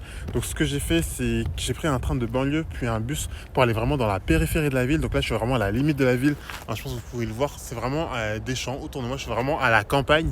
Et j'ai repéré une station-service où beaucoup de monde passe, qui est juste à côté de l'autoroute. Apparemment c'est un bon endroit pour faire du stop, donc on va tester là-bas. Voilà, petit souci, bon, le bouchon de mon marqueur, je l'ai oublié chez mon hôte. Du coup, ça sèche de plus en plus et j'espère que je pourrai continuer à écrire parce que c'est très utile pour indiquer tes destinations dans des endroits où les gens parlent pas forcément anglais. Des fois, tu as des Allemands qui me prennent, on se comprend pas, mais ils savent où je vais, donc c'est cool. Donc voilà. Donc là je vais parler un peu fort parce qu'il y a l'autoroute juste à côté, je sais pas si on m'entend bien. Donc en gros là on est vraiment à Dortmund, on est à la périphérie de la ville, on est à 5 heures jusqu'à Berlin. Et la grosse ville du milieu c'est Hannover. Et après c'est directement Berlin. Donc là ce que j'ai juste mis Hannover à peu près 2h30 et Berlin directement. Parce que la technique d'hier de mettre juste la prochaine ville, ça fait que j'ai pris 8 ou 9 voitures pour faire pas beaucoup de distance. Donc là on va tester comme ça, il est 9h16. C'est parti. L'avantage de cette aire d'autoroute, c'est qu'elle est vraiment grande, elle est vraiment profonde. Là, les camions cachent, mais elle est vraiment profonde. Mais en fait, elle est tellement grande qu'il y a 3 sorties. Donc, il y a une sortie tout là-bas, il y a une seconde sortie là, et il y a une troisième allée là. Et moi, si je me mets au bout pour essayer de capter toutes les voitures, mais en fait, je suis juste à côté du panneau bleu, juste à côté de l'autoroute. Donc là où je peux pas me mettre, du coup, je suis obligé de choisir où me mettre. Ça veut dire que je rate des voitures automatiquement. Donc là, on mise beaucoup sur le destin, comme d'hab. Et voilà, la voiture de là-bas, par exemple, bah, là, je les rate. Voilà. Ok, après 15 minutes, je suis pas à Sherlock Holmes, mais changement de technique, je me suis mis à l'entrée de la station-service. Comme ça, où que tu ailles, tu me vois, tu ne me rates pas. Tu peux avoir plusieurs sorties, mais qu'une seule entrée. Proverbe du 4 mai 2023.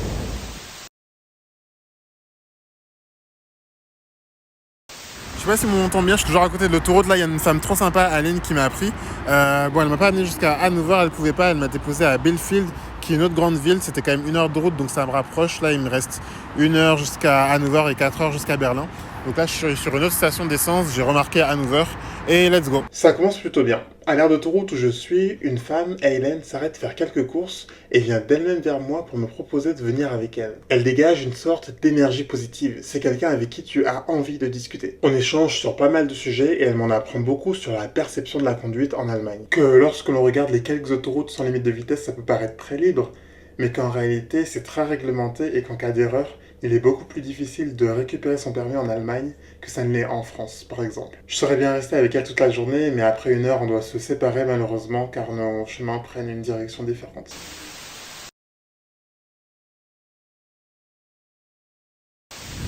Oh, that's amazing. 170. That's amazing. But that's only... Wow, that's not even thinkable. But 240, you were not shaking or something like that? No, it was brutal. Ok. Je me fais prendre par un informaticien iranien, Nima. On sympathise rapidement et il m'apprend aussi plein de choses. Il m'explique notamment l'importance de la littérature persane dans son pays. Persane parce que la Perse, c'est l'ancien nom de l'Iran. Je l'ai dit au cas où parce que moi, je le savais pas. On mange ensemble, puis il me laisse à l'entrée de Bad Nindorf. Une toute petite commune de 10 000 habitants à 15-20 minutes d'Hanovre. De là, je refais du stop pour les quelques minutes qui me restent et c'est un concessionnaire Volkswagen qui me prend. Il a l'air super gentil, mais il ne parle ni français ni anglais. Ambiance un peu spéciale dans la voiture. Mais j'arrive quand même à lui communiquer l'essentiel, à savoir où je vais et ce que je fais ici. Et je pense qu'il a compris parce que quand on se quitte, il me donne un gros paquet de Malteser. Sympathique. Et à cet instant précis, je réalise que même quand j'arrive pas à discuter avec quelqu'un, j'ai envie que cette aventure s'arrête jamais parce que j'adore ça. Je me rends compte parce que de base, je suis le type de personne qui ne sourit jamais sur les photos, alors que là, c'est tout le contraire.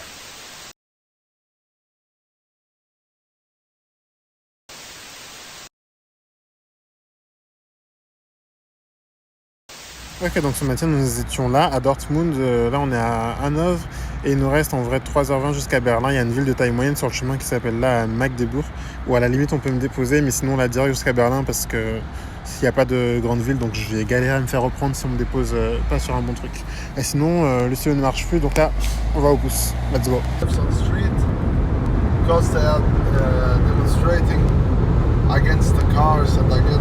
J'en reviens pas. Une seconde Porsche qui me prend en stop, encore pour 3 heures et directement jusqu'à destination.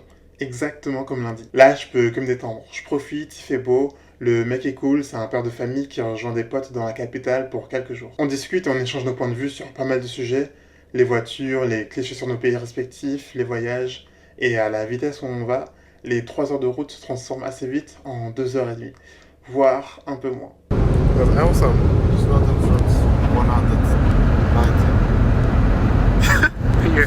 Wow. Wesh frère, c'est monstrueux, wesh, c'est abusé. Oh, c'est quelle qualité de transport que t'as à chaque fois là? Des Porsche, des BM, des Audi, les gars ils mettent le son, ils tracent frère. Incroyable, la vie de ma mère c'est mieux que de prendre l'avion, de prendre le bus ou de prendre le train frère, wesh. On Porsche. 200. That's awesome. Come to Germany! Welcome, welcome!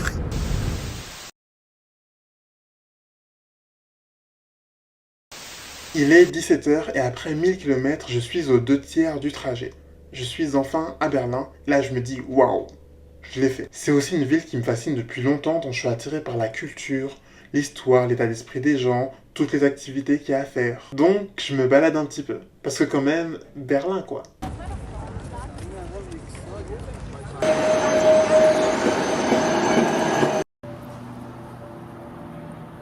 Je reprends vite les choses sérieuses parce que j'ai tout le temps de visiter demain et j'ai d'autres priorités. La première, c'est d'aller dans une laverie parce que j'ai pris des vêtements pour 3-4 jours, donc faut que je les mette à la machine puis au sèche-linge. J'en ai déjà pour une bonne heure et demie. La seconde, c'est pendant ce temps-là, continuer à contacter des gens pour dormir parce que j'ai toujours pas eu de réponse positive. À la fois parce que je m'y prends très tard et aussi parce que la plateforme Couchsurfing fonctionne avec des sortes d'avis. À chaque fois que tu dors ou héberges quelqu'un, tu laisses un commentaire et c'est ces avis qui permettent à d'autres d'avoir confiance en toi. Et moi qui viens juste de m'inscrire et qui envoie des messages de dernière minute, je pense pas être celui qui inspire le plus confiance. La dernière priorité, c'est préparer ma scène en anglais. Là, c'est pas un plateau à Paris où, entre guillemets, je peux me rater et revenir plus tard. J'ai qu'une seule fois l'occasion de m'amuser et de faire bonne impression auprès des personnes qui m'ont invité et du public. Donc, je me mets au travail.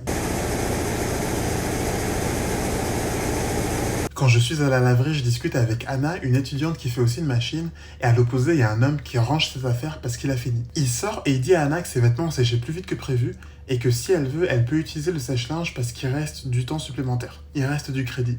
Sûrement parce que c'est une étudiante. Et juste après, Anna me dit qu'elle en a pas besoin parce qu'elle sèche ses habits chez elle. Donc elle me propose de l'utiliser à mon tour. Avec tout ce qui m'arrive, je me dis que c'est vraiment ma journée parce que je me retrouve à ne pas payer de sèche-linge, ce qui n'est pas plus mal parce que je suis très juste. Fini les stories d'autoroute, les ardoises et les stations essence, bien arrivé à Berlin il y a quelques heures et mon Dieu que c'est beau, mon Dieu que c'est beau, en direction du Cosmic Comedy Club, un des principaux comedy clubs anglophones de la ville pour faire une scène ouverte et rencontrer des gens intéressants et trouver accessoirement où dormir. Donc retour à la stand-up vie, c'est parti.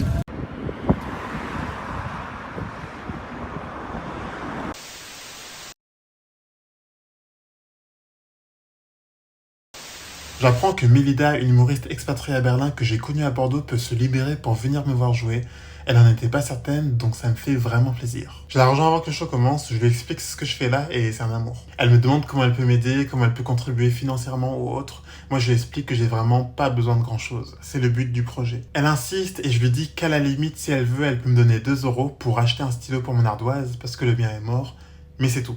Puis on se sépare et la soirée commence.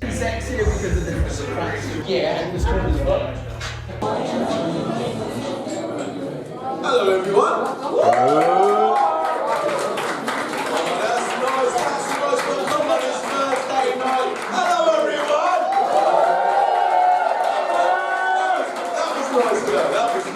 Le Cosmic est connu pour être un des meilleurs comedy clubs anglophones de Berlin et rien que le lieu fait honneur à sa réputation. L'atmosphère est envoûtante, la décoration est travaillée, tu sens qu'il y a un vrai concept et une direction artistique. C'est grand mais en même temps pas trop, il y a à peu près une centaine de places, donc t'as un vrai lien de proximité avec le public. Et en plus de ça, l'équipe est aimable. Un des fondateurs du comedy club que j'ai contacté pour jouer, Darmander, me salue comme si j'étais un habitué et en plus de ça, il est talentueux en tant que maître de cérémonie.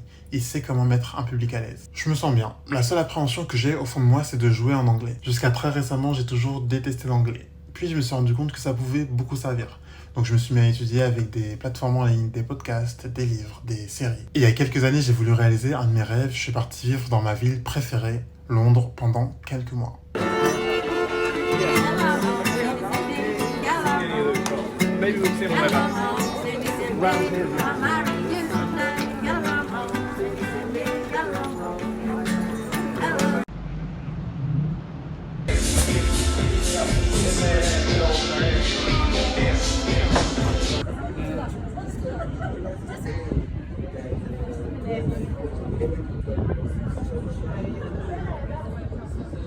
Sans aucun doute, la meilleure expérience de ma vie, pour plein de raisons. Et ça m'a permis de bien approfondir mon anglais. Maintenant, je suis rentré en France, je me débrouille, mais pour ce qui est de jeux sur scène en anglais, c'est autre chose. Ce soir, ça va être la 4e fois que je le fais, et à chaque fois, il y a une partie de mon passage qui est un grand moment de solitude. Parce que j'ai du mal avec la prononciation et l'accentuation des syllabes, ce qui fait que souvent, je suis incompris. Mais bon, je suis bien aidé par Darmander qui met une bonne ambiance et demande au public d'être bienveillant. Ça reste quand même une scène ouverte avant tout.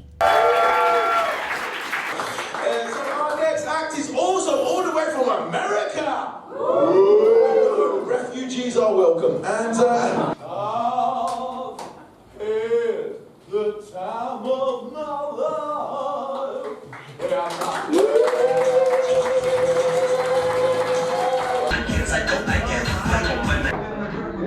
His name is Sin. The way we're going to bring on Sin is again, I'm just going to raise my hands. The higher I raise my hands, the more you got. You know the score. So big love for your next act.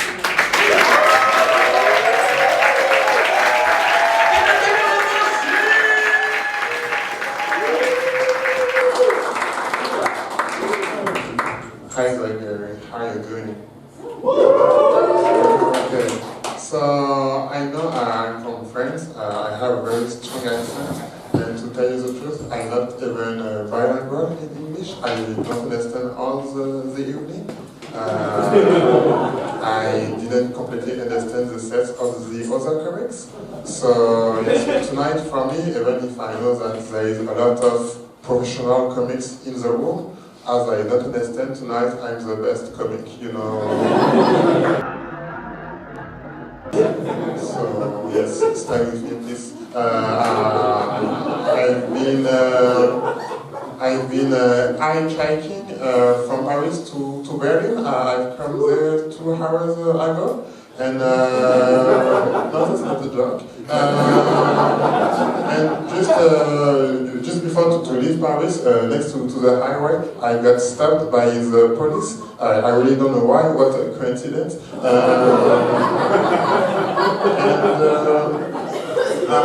I found that bad because I really don't want to develop, you know, a feeling of hate towards police, because that's ridiculous. You know, they are bad and good people everywhere. It's like if someone says, every young black man know how to dance. That's really ridiculous, even if I have some basics. So yes. So yes, I'm from Paris. That's a city that I've discovered recently. Before I was in London for a couple of months to learn English. Obviously, that didn't work. Thank you, guys. Thank you.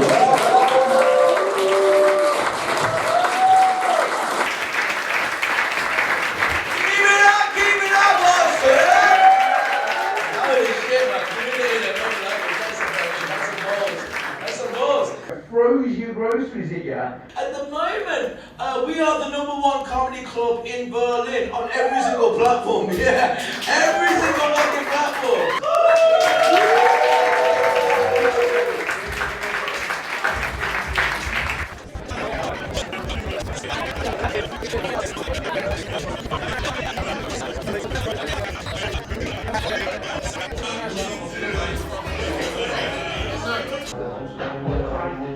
Je me remets de mes émotions parce que même si j'ai eu un moment de solitude, j'ai été bien entouré et j'ai passé une soirée incroyable. Je reste discuter avec des gens du public et juste avant de partir, Milida elle me donne un flyer plié en 2. Je le déplie et il y a 20 € à l'intérieur. Encore une fois, je suis reconnaissant, je sais même pas quoi lui dire parce que c'est très généreux de sa part et qu'on se connaît pas tant que ça en réalité. Donc je lui dis merci mais je bafouille quoi. Après ça, on se dit au revoir, j'ai toujours pas d'endroit où dormir, donc je décide de me balader, d'errer dans Berlin et de découvrir la ville de nuit. Yo, petit saut dans le temps, là il est 2h14, je suis sorti du Comedy Club vers minuit à peu près.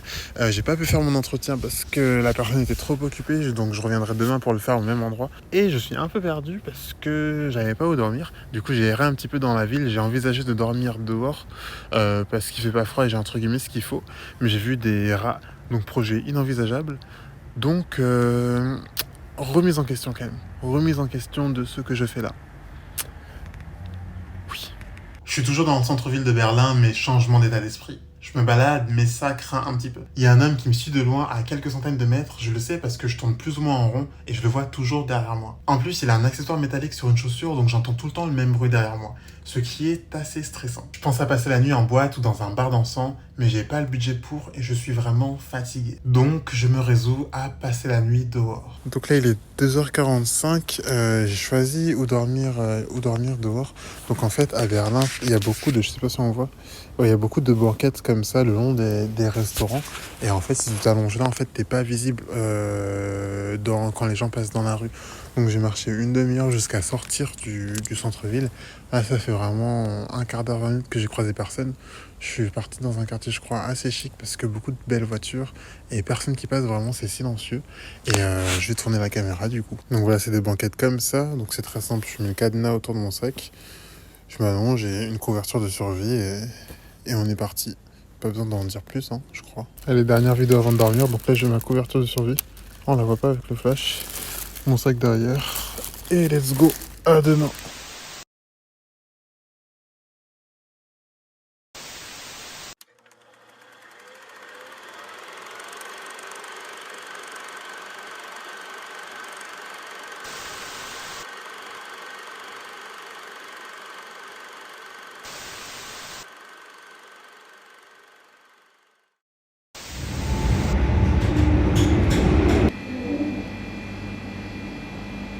Yo, de retour, ce que j'ai fait c'est que j'ai dormi sur le banc jusqu'à 6h. J'avais mis le réveil, très utile, une couverture de survie, première expérience avec, mais très utile. Même avec le froid, vraiment t'es isolé, donc tu sens pas trop en vrai, au moins pendant quelques heures, donc très cool. Et en vrai je regrette pas du tout l'expérience parce que c'était la première fois que je voyais le regard de gens du coup sur les personnes qui dorment dans la rue, sur les rares personnes qui sont passées, tu vois, comment certaines personnes te regardent, ou comment certaines personnes t'esquivent, donc très intéressant comme expérience. Et là après ce que j'ai fait c'est que je suis allé dans un Starbucks qui ouvrait à 6h pour passer le reste de la nuit du coup, charger mes téléphones, mon ordi, ma batterie. Et là je joue ce soir à Berlin, donc là aujourd'hui plaisir, juste visiter la ville. Et avant de jouer du coup on révisera un peu, donc aujourd'hui juste on chill. Let's go, stand-up vie. C'est la première fois que je dors dehors, bien entendu, c'est pas quelque chose que je recommanderais, même si en l'occurrence ça s'est bien passé pour moi. Évidemment, c'est dangereux. Mais j'ai apprécié pouvoir le faire au moins une fois dans ma vie. Pas du camping ou quoi, vraiment dormir dans la rue. Ne serait-ce que pour comprendre un peu mieux le point de vue de plein de personnes qui vivent ça tous les jours.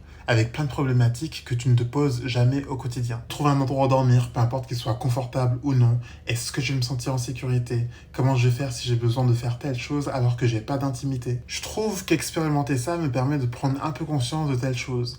Et puis ça rajoute un côté encore plus insensé à cette aventure. Maintenant, c'est derrière moi, il est temps de passer à autre chose et de réellement m'amuser dans une de mes villes préférées.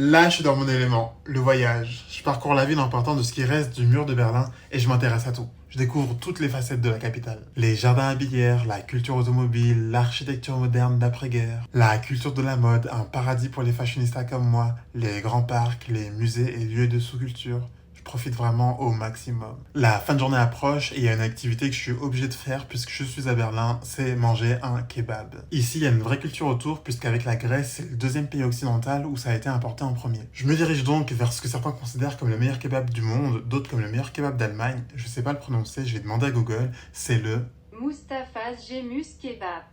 Voilà. J'arrive devant, il y a une longue queue, rien d'étonnant, je m'y attendais, je patiente environ 1h30 et le kebab est délicieux. Franchement, le meilleur que j'ai jamais goûté et je regrette pas d'avoir patienté autant de temps. Après, ce qui mérite sa réputation, je suis pas expert en la matière. Après ça, le soleil se couche, je vais voir un dernier musée et je me mets en route pour le spectacle de ce soir.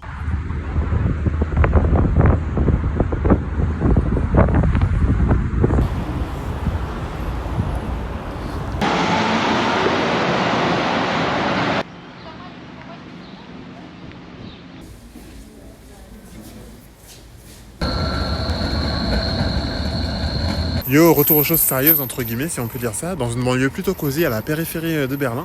Donc ce soir, on joue tous à 21h, là il est 20h40, et c'est une scène ouverte anglophone spécialisée dans l'humour noir. Donc ce soir, ce sera beaucoup sur ça. Moi, je vais pas trop en faire ce soir, mais je me suis incrusté, donc me voici, on va m'entendre. Et voilà, je pense que ça peut pas être aussi bien qu'hier, parce qu'hier c'était vraiment la scène anglophone de Berlin. Mais je me doute pas que ça va être cool, on va trouver des gens intéressants avec qui discuter aussi. Et voilà, donc let's go. Too much so they don't care. Like an example of what I mean by that. Like, so again, you go to, and in fact, I'll let you know this is our second kid. We've had a kid for about 3 years now. We're thinking of keeping it. We very much like to go back to civilization now. No? Have you met this person? Sorry, say again? Friends for a long time. Oh, you've been friends for a long time. How long have you guys been friends for? Oh, okay. Like, how long is a long time? How long have you guys been friends? She's like, yeah, for Berlin, that's you know, it's been 7 months, 8 months. That's like, you know, that's like 5 years in Berlin. Je prends du plaisir, encore une fois, je suis bien accueilli. Je rencontre Chris, le MC et fondateur du Propaganda Comedy Club, quelqu'un de très sympathique. Je suis un peu plus confiant que la veille pour jouer en anglais. Quand c'est à mon tour, dès le début, je prends le micro et je suis à l'aise. J'arrive à emmener le public dans mon univers. Je maîtrise pas tout mon texte, mais j'arrive à improviser. Je rebondis sur ce que les gens disent. Il n'y a pas de moment de solitude cette fois. Pour faire simple, j'ai rarement été aussi bon sur scène, même en français. Je suis choqué de moi-même. Je laisse la place au suivant, je suis sur un nuage. Je prends mon téléphone pour voir comment ça rend en vidéo. Et là, le même bug que lundi. Ça n'a rien enregistré. Là, je suis même pas dégoûté. Je suis juste triste en fait. Je sais pas d'où ça vient exactement, mais comme je filme avec une application spéciale pour avoir plus de réglages vidéo, je la supprime et j'en télécharge une nouvelle. Quoi qu'il en soit, le mal est fait, j'ai aucune image des 10 dernières minutes, ni pour le film, ni pour moi en tant que souvenir. Je suis écœuré. D'un coup, je passe une mauvaise soirée. Mais j'ai pas le choix. Il faut que je passe par-dessus. Justement, la soirée n'est pas finie et j'ai une discussion passionnante qui m'attend avec Chris. I mean, the fun thing about doing this in Europe is if you look at it, continental Europe, we don't have any infrastructure. If you compare this with the UK or the US, I mean, there's a very clear system in place with all the different gatekeepers at all different levels. So on the one hand, that makes it really easy for you as a stand-up comedian because there's a well-trodden path that you can go along. Like there's a route for you where you can go. Okay, I'm gonna do the open mics and I'm going to go to the clubs and eventually I might get a panel show, a TV gig. Eventually I might get my own show and so on and so forth. There's a career trajectory, if you will. Now in continental Europe, when it comes to English comedy, there's nothing like that. There's just nothing. Everything here is DIY, which on the one hand makes it a lot more difficult because there's no bookers, there's no agents, there's no producers, promoters. So everything you want to do, you're gonna have to do on your own, which is daunting. But at the same time, it's very exciting because you can do it on your own. There's nobody keeping you from doing it, which in the more entrenched markets. The market is already so busy and there's so many people already occupying all of these spaces, which here you can just do whatever you want, which is very exciting in a way. What I want you to imagine is a soon-to-be favorite comedian coming to the stage and they're going absolutely mad. Give me everything.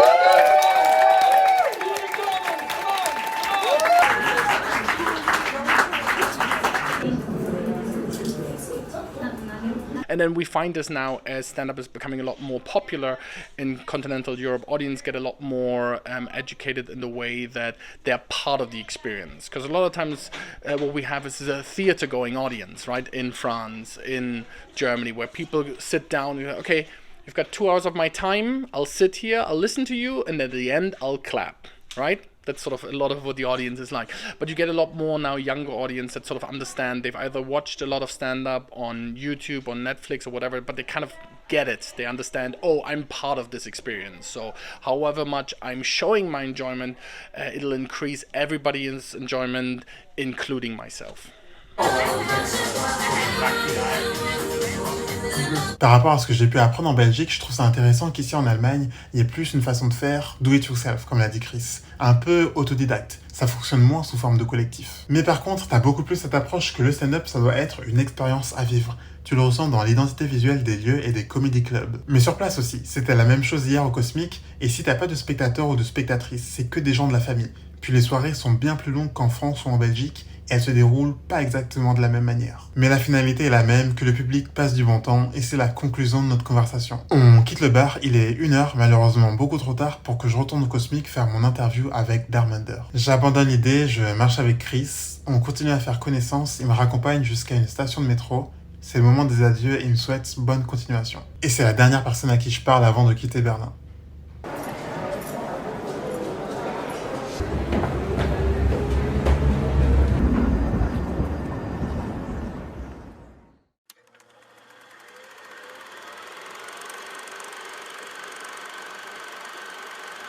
Et moi je devais m'arrêter à la gare de la ville de Rostock, sauf que je dormais. Et lui le bus il continue vers le Danemark. Et je me suis réveillé à 5h, alors que mon arrêt c'était 4h. Et à 5h on était vraiment juste à côté de l'eau pour aller vers le Danemark, tu vois. Et du coup je suis revenu à pied. Enfin là voilà quoi, mais j'étais vraiment juste à côté de l'eau et je suis revenu à pied. Vers la gare. Je contextualise. À 1h du matin, je prends un bus de nuit à destination de Rostock, une ville tout au nord de l'Allemagne. Mon arrêt, c'est le centre-ville de Rostock. Je dois être vigilant parce qu'ensuite le bus prend un ferry pour le Danemark, alors que moi j'en prends un pour la Suède. On doit arriver à 4h, j'en profite pour dormir, mais je suis tellement fatigué que je me réveille à 5h. J'ai raté mon arrêt, je vois l'eau à côté de moi, on est en train de faire la queue pour entrer dans le ferry. Je demande à descendre, sauf que c'est un grand port qui sert de point de passage entre différents pays. Donc on a déjà passé la douane. Je marche quand même 15 minutes et j'aperçois la douane que je dois repasser dans l'autre sens. Par contre, à l'extérieur, il y a des agents qui me regardent bizarrement et se rapprochent de moi. Et c'est là que je réalise que pour eux, vu qu'il n'y a rien derrière moi, c'est comme si j'ai débarqué de l'eau en fait, ce qui est très suspect. Ils me dévisagent comme si j'étais un passager clandestin en fait. D'où ma fébrilité, la fin prématurée de la vidéo et le manque de clarté dans mes informations. Heureusement, je leur montre mon billet de bus, ils comprennent et je peux attendre mon bateau juste à côté. Parce que je suis sur place maintenant. Et je me dis que jusqu'au bout, il va m'arriver des folies.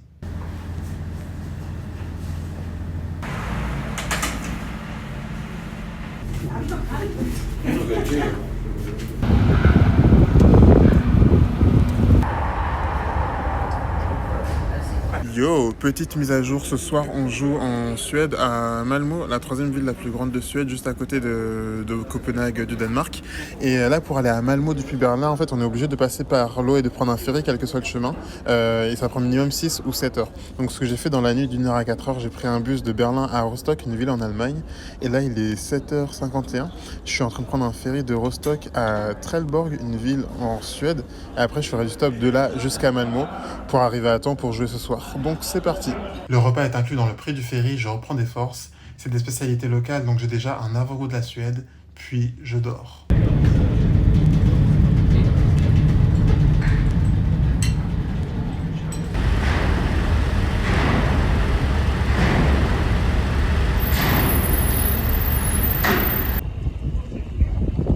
Ok, bien arrivé en Suède à Trelleborg, il fait pas froid, c'est cool, mais il y a beaucoup de vent, donc désolé si tu m'entends fort. Je suis à côté d'une longue route là qui va direct jusqu'à Malmö à environ 35 km. Et je suis en train de marcher à côté pour trouver un endroit où les voitures peuvent s'arrêter et me prendre en stop.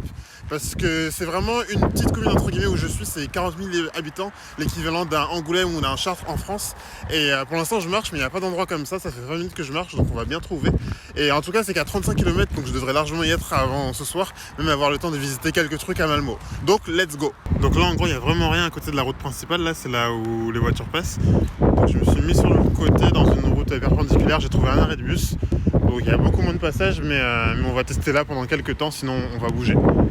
C'est parti. C'est pas évident de sortir de cette commune avec une seule route où c'est pas possible de faire du stop. Après 1 heure de marche, je décide de me mettre autre part sur une route perpendiculaire à la mienne. Sur mon ardoise, je marque Malmö avec mon nouveau stylo et en fait je m'aperçois que c'est un marqueur permanent que je peux pas effacer. Comme c'est ma dernière destination et que c'est la dernière fois que j'utilise cette ardoise, moi j'y vois un signe du destin. Et 15 minutes plus tard, je rencontre Ingrid, une jeune mère de famille suédoise avec sa fille qui m'emmène enfin au bout de ces 1500 km.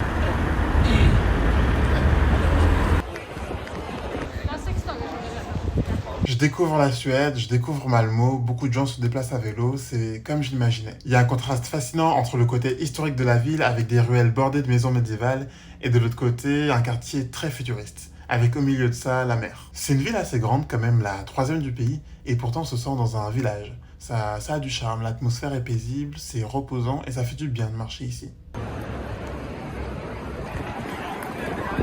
Il est un peu plus de 16h et je suis tellement de bonne humeur que j'en oublie le temps qui passe. Et je suis à 2 doigts de rater la seule activité que je voulais pas manquer. Malmö, c'est aussi une ville maritime. Je voulais me promener dans un joli quartier le long de la plage et essayer un bain nordique là-bas. C'est une tradition scandinave de longue date qui consiste à aller dans un sauna à environ 80 degrés pendant 15 minutes et à se baigner dans une eau glacée juste après. C'est à la fois un rituel de bien-être mais aussi un lieu de discussion.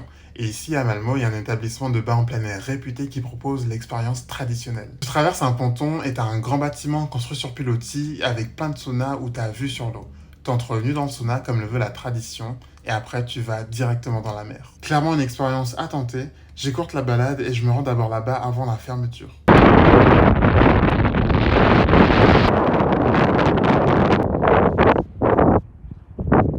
Yo, là il est 19h20, une famille m'avait ramené assez rapidement à Malmö tout à l'heure, donc c'est cool.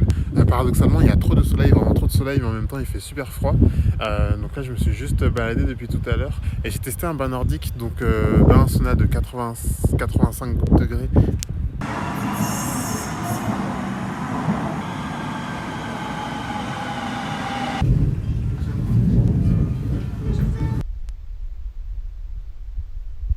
Yo, je refais la vidéo parce que je l'ai coupée en réalisant que j'étais en retard. Donc je disais que j'ai testé un bain nordique traditionnel suédois, sauna à 80-85 degrés et ensuite eau froide directement à 5 degrés. Expérience trop intéressante, incroyable, j'adore le concept, vraiment. Sinon là il est 20h35, je viens juste d'arriver à la scène de ce soir qui commençait à 20h, là juste après ça va être à moi.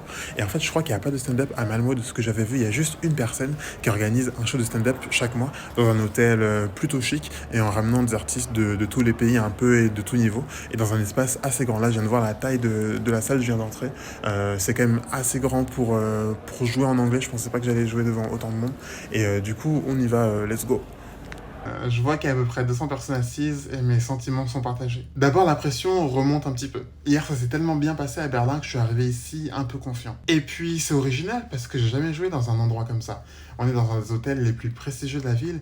Tout est si élégant, la décoration est raffinée, il y a des tableaux partout. Même en ce qui concerne le public, tout le monde est sur son 31, bien habillé, bien coiffé. J'entends pas mal de talons, je vois beaucoup de smoking, les gens en bonne mine. J'ai vraiment pas l'impression qu'ils sont venus voir du stand-up, mais plutôt qu'ils se sont préparés comme s'ils allaient à leur sortie opéra de l'année. Mais d'un côté, ça fait plaisir. Ça veut potentiellement dire que le stand-up, c'est quelque chose qu'ils prennent au sérieux et que c'est une soirée qu'ils attendent peut-être depuis un certain temps. C'est la dernière, il faut se donner à fond pour ne pas décevoir ces gens-là, les faire rire et leur faire passer un beau moment. Now, we have a special announcement. We're going to have our help from our French audience. What was your name again?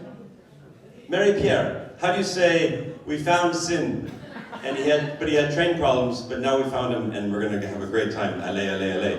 Well, that's French. Anyway, ready? Here we go. On l'a trouvé. I will try. In my terrible French that I learned in Quebec and stuff. On a trouvé de la Cine. Il est ici. Maintenant, allez, allez, allez, allez! We found him. We found him. He's here. Are you ready? Let's have a big French applause. Like, allez, allez. Tobias, a big Swedish applause. Yeah, there we go. All right, here we go. Ladies and gentlemen, this is a special thing.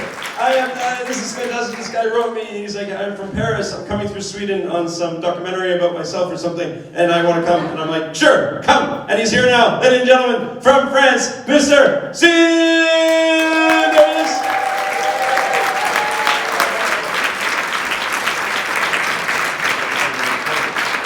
Hi there, girls. How are you doing? I'm fine. Yeah? Okay, so as you heard, I'm French.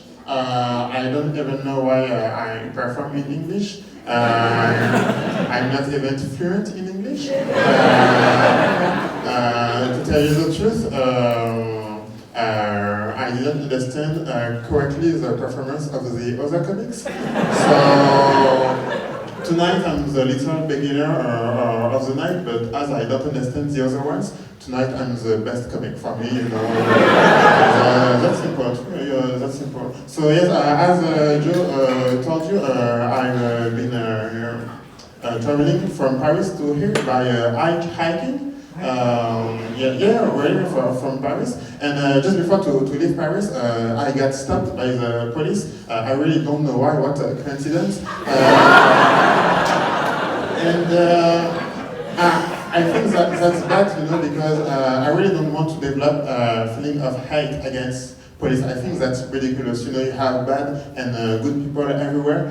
For example, that's like someone saying, oh, you know, every black man know how to dance. You know, that's ridiculous. That's a cliche, even if I have some basics. But I think, yes, I think the previous comic have talking about the politics, so I have to start by that. Even if I don't speak correctly English, I'm not afraid anymore.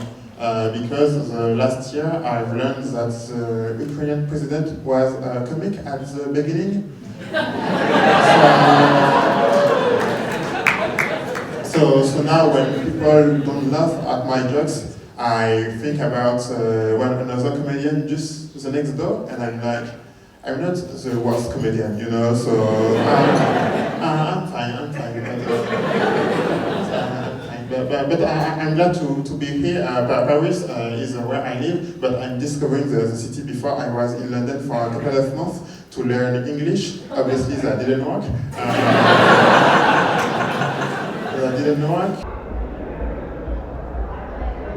I decided to come back in France, and that wasn't easy at the beginning because the Great Britain was like my second home. So every day I had to read the news, and I was really sad when the Queen Elizabeth II was died.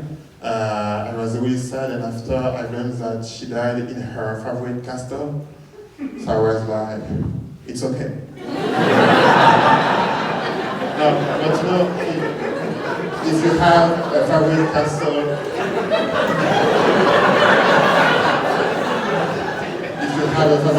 you have to die, you know, you have to die. So here I am. Hey, Christian people, make some noise for Jesus, please, make some noise for Jesus. You know, you know. No guys, I thought you know, I'm not afraid when you don't laugh. I think about the comedian next door in Ukrainian, and I'm good.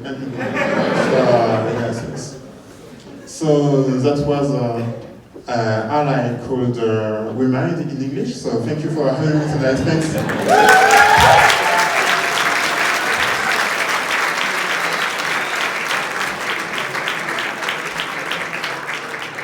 Ladies and gentlemen, Steve from France. Très bien. Très bien. Très bien. Basically, I'm from Ireland, I'm Irish, if it's not obvious. I don't look like a stereotypical Irish guy, you know. I don't look like an alcoholic, but I am.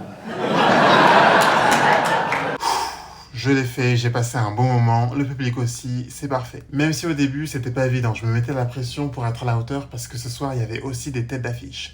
C'est au bout de 30 secondes sur scène que j'ai enfin réussi à me détendre. Et parmi les têtes d'affiche, il y avait Martin N'Golo, un des humoristes irlandais les plus en vue avec qui je me suis isolé après la fin du show pour réaliser mon dernier entretien. It's weird, like Irishmen, we have the reputation of being very nice and friendly. And it's true, we are. Like we're so nice, like even our racists in Ireland are very nice. It can be hard to know how to handle like a nice Irish racist. Like I was in the west of Ireland a few months ago, the other end of the country, doing a show, and after the show, a little old woman came up to me with a big smile on her face, and she goes, "It was really nice to see you up there, right? Because my daughter is going out with a coloured man as well." I was like, I can't really call her out, you know, she's being very nice and friendly, you know, but then she had a bad follow-up. She goes, "My daughter is going out with a coloured man as well, do you know him?" Now that's where I draw the line. And I have to explain to her, listen, not all black people know each other. But I had a few drinks, so my follow-up was, but most black men are familiar with your daughter.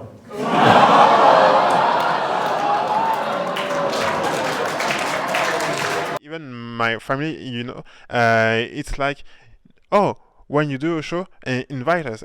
And I'm like, no, because tonight I'm training. Even if there is an audience, tonight I'm training, so I can't invite you. That's an art, you know, that's not improvisation. So that's my kind of answer.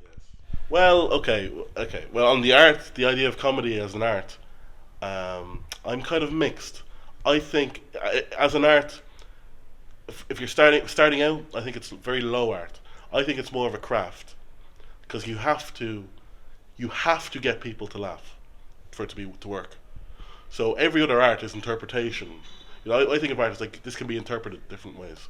Comedy, you have to laugh. So it's not the same level as certain arts. I think it can be elevated. Once you've mastered the craft, you can write jokes and do the basics, and after a while, you can start to, different types of misdirection, different types of playing with an audience, and you can elevate it. It can be good art, but I don't think every comedian is an artist. You know, I'll see a guy talking for 20 minutes about jerking off, and I don't think he's an artist. He's very funny, maybe. I don't know if it's art, but it's a craft first. I think you get the skills to, you practice, as you say, you practice, and then when it's all together, it could be an art. Yeah. After shows, I get a lot of taxis, and taxi drivers are going to remind you that you're black. The most common question I get asked in a taxi is, so where are you from? And I'll say Dublin, but it turns out I'm wrong. So they'll go, yeah, but where are you really from? Not where are you really from? And usually, for a quiet car journey, I just tell him what I think he wants to hear. I just go, I'm from Africa, all of Africa. And he's like, yeah, I thought so. That checks out, yeah. But I've stopped giving in now, so if he goes, where are you really from? I just keep saying Dublin, right? Don't give in, right? But he doesn't give in either. He goes, okay, where are your parents from? Like, Dublin, there we go. Grandparents, Dublin. Great-grandparents, Dublin. Generations in Dublin. He's like, how far back? I'm like, since the Big Bang, we've been in Dublin. For you, what is the best benefit that stand-up comedy brings to you in your life or in general?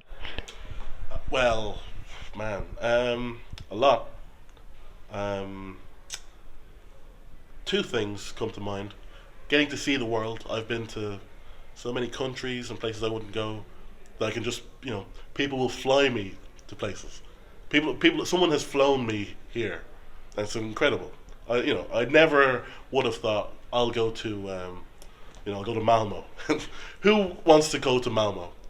But I'm coming for work, and it's great. And I say work, it's 25, 30 minutes of work. And then the rest of the time I'm looking at the city. It's people go on about how hard it is to be a stand-up. It's not that hard. We're doing 25. You build up, you do all the build up, and that is hard. You get to the point where you can go in front of an audience where you don't know, Swedish people, if they'll get your stuff. But yeah, I've been to so many countries, America, England, around Europe, and I'd like to go everywhere, really, because I think it works. I think it's sort of universal, stand-up, and every audience is kind of the same. People are kind of the same everywhere.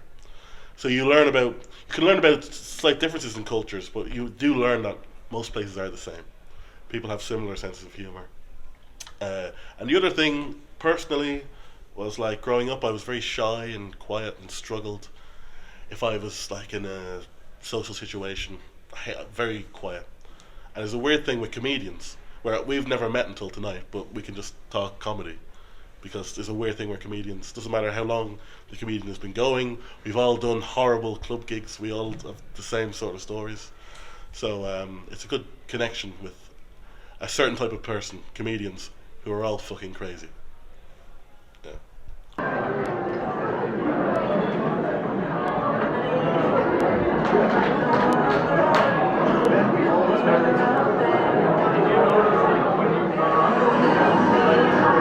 On a une discussion vraiment enrichissante avec Martine. Après ça, les spectateurs se dispersent, l'organisateur Joe paye sa tournée et on partage un verre ensemble entre artistes dans le bar de l'hôtel. On fait plus ample connaissance, il y a aussi un humoriste qui vient des Pays-Bas. Tout le monde apprend un peu le passé de l'autre et la façon de faire dans son pays. Après ça, c'est l'heure pour moi de partir, je leur dis au revoir un par un. Et je suis ému parce que j'ai réalisé mon objectif, c'était ma dernière soirée stand-up. Et un peu comme tous les gens que j'ai croisés cette semaine, c'est très probable que je ne les revoie pas. Mais je dois m'en aller. Je crois que maintenant il est temps de décompresser un peu avant de rentrer en France.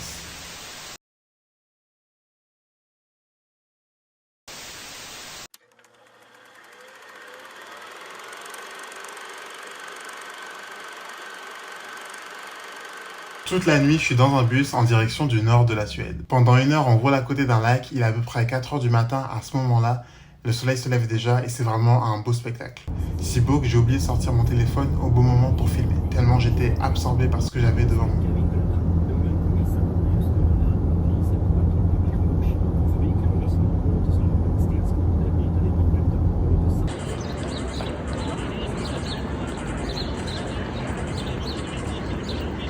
Yo, petit saut dans le temps, là il est 9h40, toujours un temps suédois, c'est-à-dire beaucoup trop de soleil alors qu'il fait 10 degrés. Je vois des gars en short et des filles en crop top, je ne comprends pas. La soirée d'hier était vraiment cool, vraiment agréable, dans une belle salle, une belle ambiance, même si en vrai c'était difficile. Et là du coup j'ai fait ce que je voulais faire, j'ai joué en Suède et dans la nuit j'ai pris un bus de nuit de 8h pour aller au nord de Malmö, dans la capitale, à Stockholm, donc pour faire une dernière journée en Suède. Et aujourd'hui, juste profiter pas de scène. Et voilà, let's go.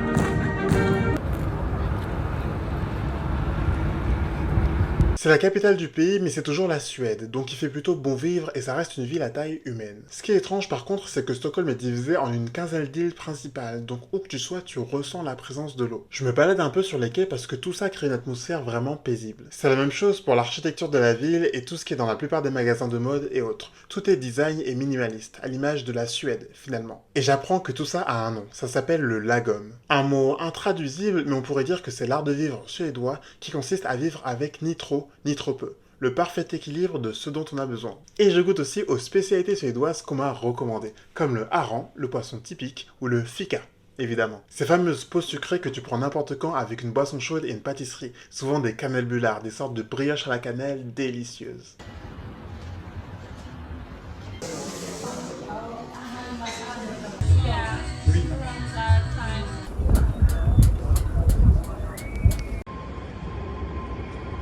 Il est 20h, direction une île au sud de Stockholm, vers un des meilleurs points de vue.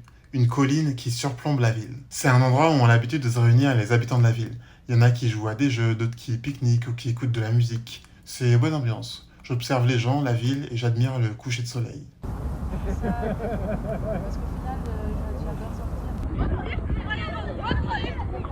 J'ai passé une journée sans mauvaise surprise et j'ai envie de passer une soirée tranquille, calme pour une fois.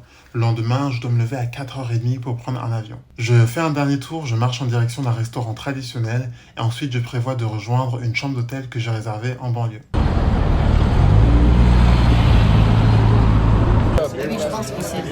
Encore une fois, rien ne se déroule comme prévu. Évidemment. J'arrive devant le restaurant que j'avais repéré, un des plus connus pour manger des gravlax, une spécialité à base de filet de saumon. Et il y a une longue file d'attente devant. Je regarde ce qu'il y a autour de moi et je m'aperçois qu'un autre restaurant que j'aperçois un peu plus loin, à 40 mètres, est aussi réputé pour les spécialités locales. Je vais là-bas, c'est quasiment complet, il reste qu'une seule longue table de 10 personnes environ où tout le monde mange ensemble. Je trouve ça original. Encore une fois, il y a une bonne ambiance. Sur ma gauche, il y a 2 filles qui parlent espagnol et anglais entre elles, et la fille juste à côté de moi a l'air cool, t'as envie de lui parler. Et à un moment, je suis perdu, je vois qu'on a commandé le même plat, je lui demande si elle sait comment ça se mange. Au final, elle s'appelle Nicole, elle parle aussi français, et j'apprends qu'avec sa pote Laïa, elle est venue de Barcelone pour fêter son anniversaire ici. On fait connaissance, et en face de nous, il y a 2 Américains qui font le tour de l'Europe et qui ont des origines latino, donc ils parlent aussi espagnol. Au fur et à mesure, on sympathise tous ensemble, ça parle anglais, français, espagnol. On partage un bon repas et Nicole propose que l'on sorte. Moi au début j'hésite, je suis crevé et j'ai mon gros sac surtout. Je me demande si on va me laisser rentrer partout et si je vais pouvoir m'amuser sans craindre de me le faire voler. Et puis je me dis c'est un truc à vivre qu'une seule fois, c'est l'anniversaire de Nicole en plus, donc on y va.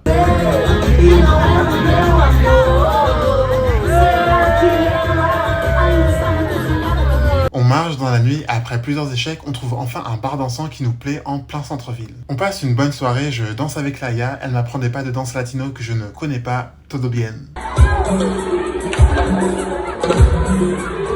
my god!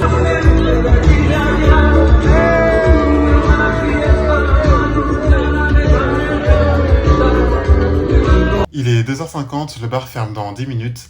Petit à petit, les gens commencent à sortir. Mais moi, je suis toujours à fond dans la musique. C'est une de mes meilleures soirées. Le fait que ça parte vraiment de rien avec des inconnus dans une ville que je connais pas, j'adore. Mais c'était peut-être trop beau pour être vrai et il fallait forcément quelque chose pour contrebalancer.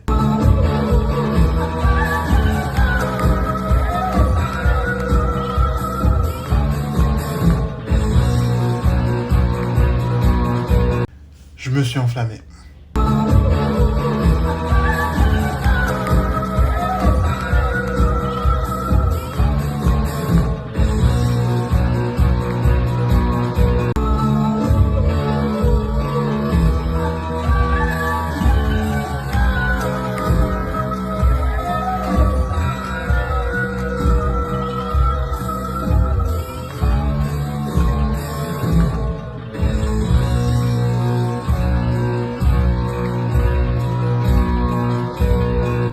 De la chance, ils me font pas payer les frais, mais autant te dire qu'après ça, on sort directement. C'est le moment des adieux, du coup, les deux mecs rentrent en taxi, Nicole et Laïa en cherchent un autre. Et Nicole, c'est que mon hôtel est loin de l'aéroport, avec Laïa, elles ont une chambre en plein centre-ville avec plusieurs lits superposés, il y a largement la place pour moi, donc elle me propose de dormir là-bas. Trop cool, j'accepte. Jusqu'à la fin, j'aurais vraiment dormi à l'improviste. On prend un taxi, on finit la soirée dans leur chambre, en même temps je me pose, je me lave et je prépare mes affaires pour le lendemain. On discute encore longtemps, il est près de 4 heures quand je me couche, et ce qui est fascinant, c'est que comme le jour commence très tôt à cette période de l'année, quand je me couche, le soleil se lève en fait.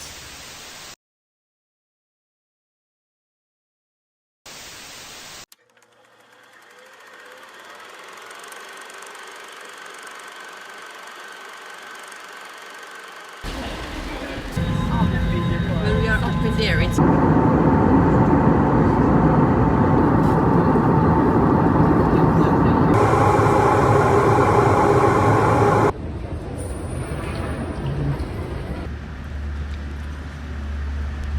Yo, je suis tellement fatigué, de retour une semaine après au même endroit chez moi, donc là il est 15h, j'ai pris l'avion ce matin pour rentrer de Stockholm, et c'était vraiment une semaine incroyable, autant les personnes intéressantes que j'ai rencontrées, que les choses que j'ai pu découvrir, faire pour la première fois.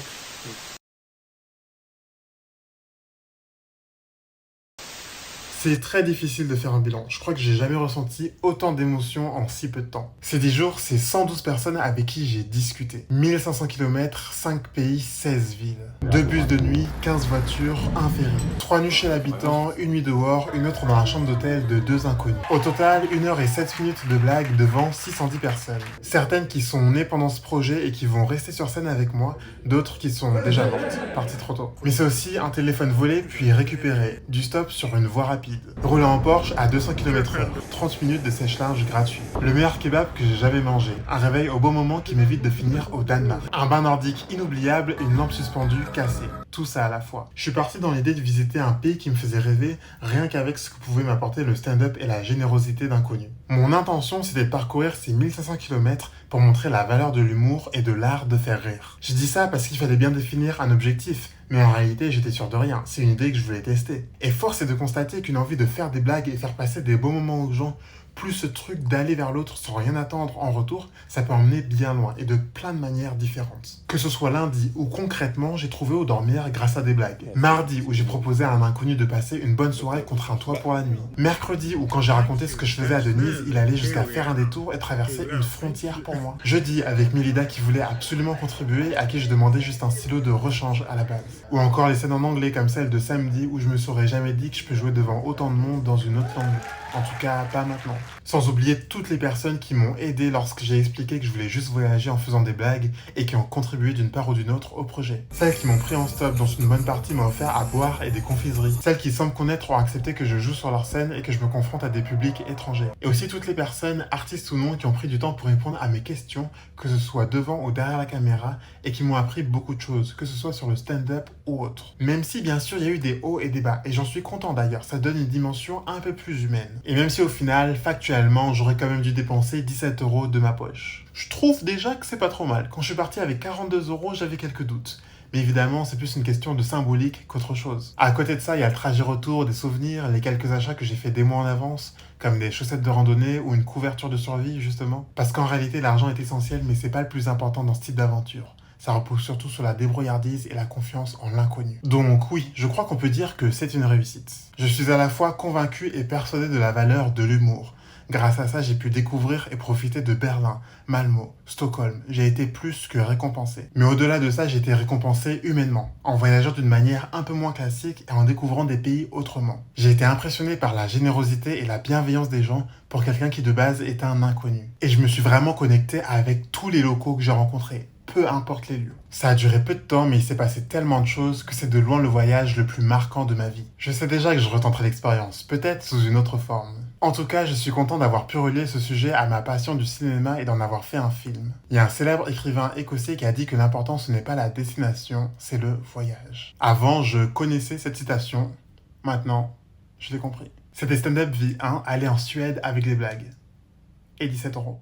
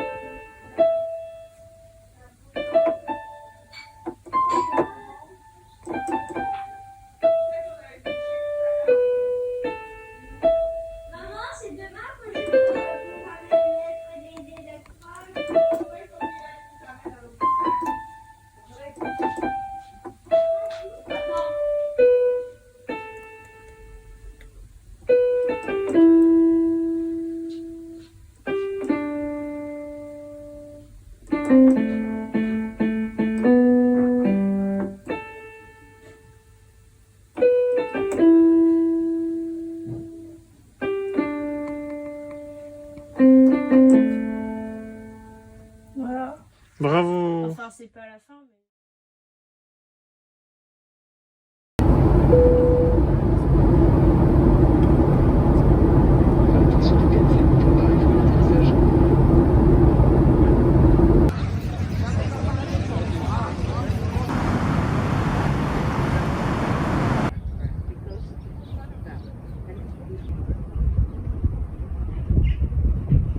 I think everybody's a bit stressed all the time, which makes sense with like health and bills and money and jobs, and like the whole world is kind of complicated even more right now. So I like to think that if, you know, myself and everybody who does comedy, that we might not necessarily make them think differently, but they might, you know, just forget what they're stressed about and then take a breath and then leave the theater with like some distance between them and any problems they might have, and kind of like a good night's sleep, you know, where you wake up the next day and you see things a bit more clearly. Maybe I think it's the same with theater, like whether it's something dramatic or sad or something that is funny, it can give you that like extra distance to be like, okay, I got this, you know, let's go again. But obviously, especially if I'm on stage and I say something and they laugh, it's just like even better. It's so great. It also feels, you say some things that you don't know if they will identify. You think, you know, maybe I'm the only one who's annoyed by buses or something, and then they relate to you and you're like, yes, I'm not alone. And I think it goes both ways. The audience might also be like, I'm not alone in that either, you know, and that's sort of nice to get them all together. La stand-up, c'est une expression souvent utilisée par les personnes qui font du stand-up. Ça désigne notre quotidien. On peut juste faire des blagues, rencontrer plein de gens, voyager un peu partout. Moi, je trouve ça beau et j'ai envie de sensibiliser à ça. Surtout dans une époque tragique, on a besoin plus que jamais de décompresser ensemble. Les temps sont durs, les amis. La pandémie mondiale, la guerre en Ukraine, les gens qui envoient des messages vocaux. Enfin, pareil, les amis, c'est pas simple. Hein. Moi, récemment, j'ai reçu un message vocal de 5 minutes. Je savais même pas qu'on pouvait faire ça. Pour moi, 5 minutes, c'est plus un message. C'est un témoignage, ça. Yeah, I think. Yes, that's a good answer. Thank you so much for your time. Thank you so much for this. I can't wait for the show. phrase le plus jeu. Thank you, Sid.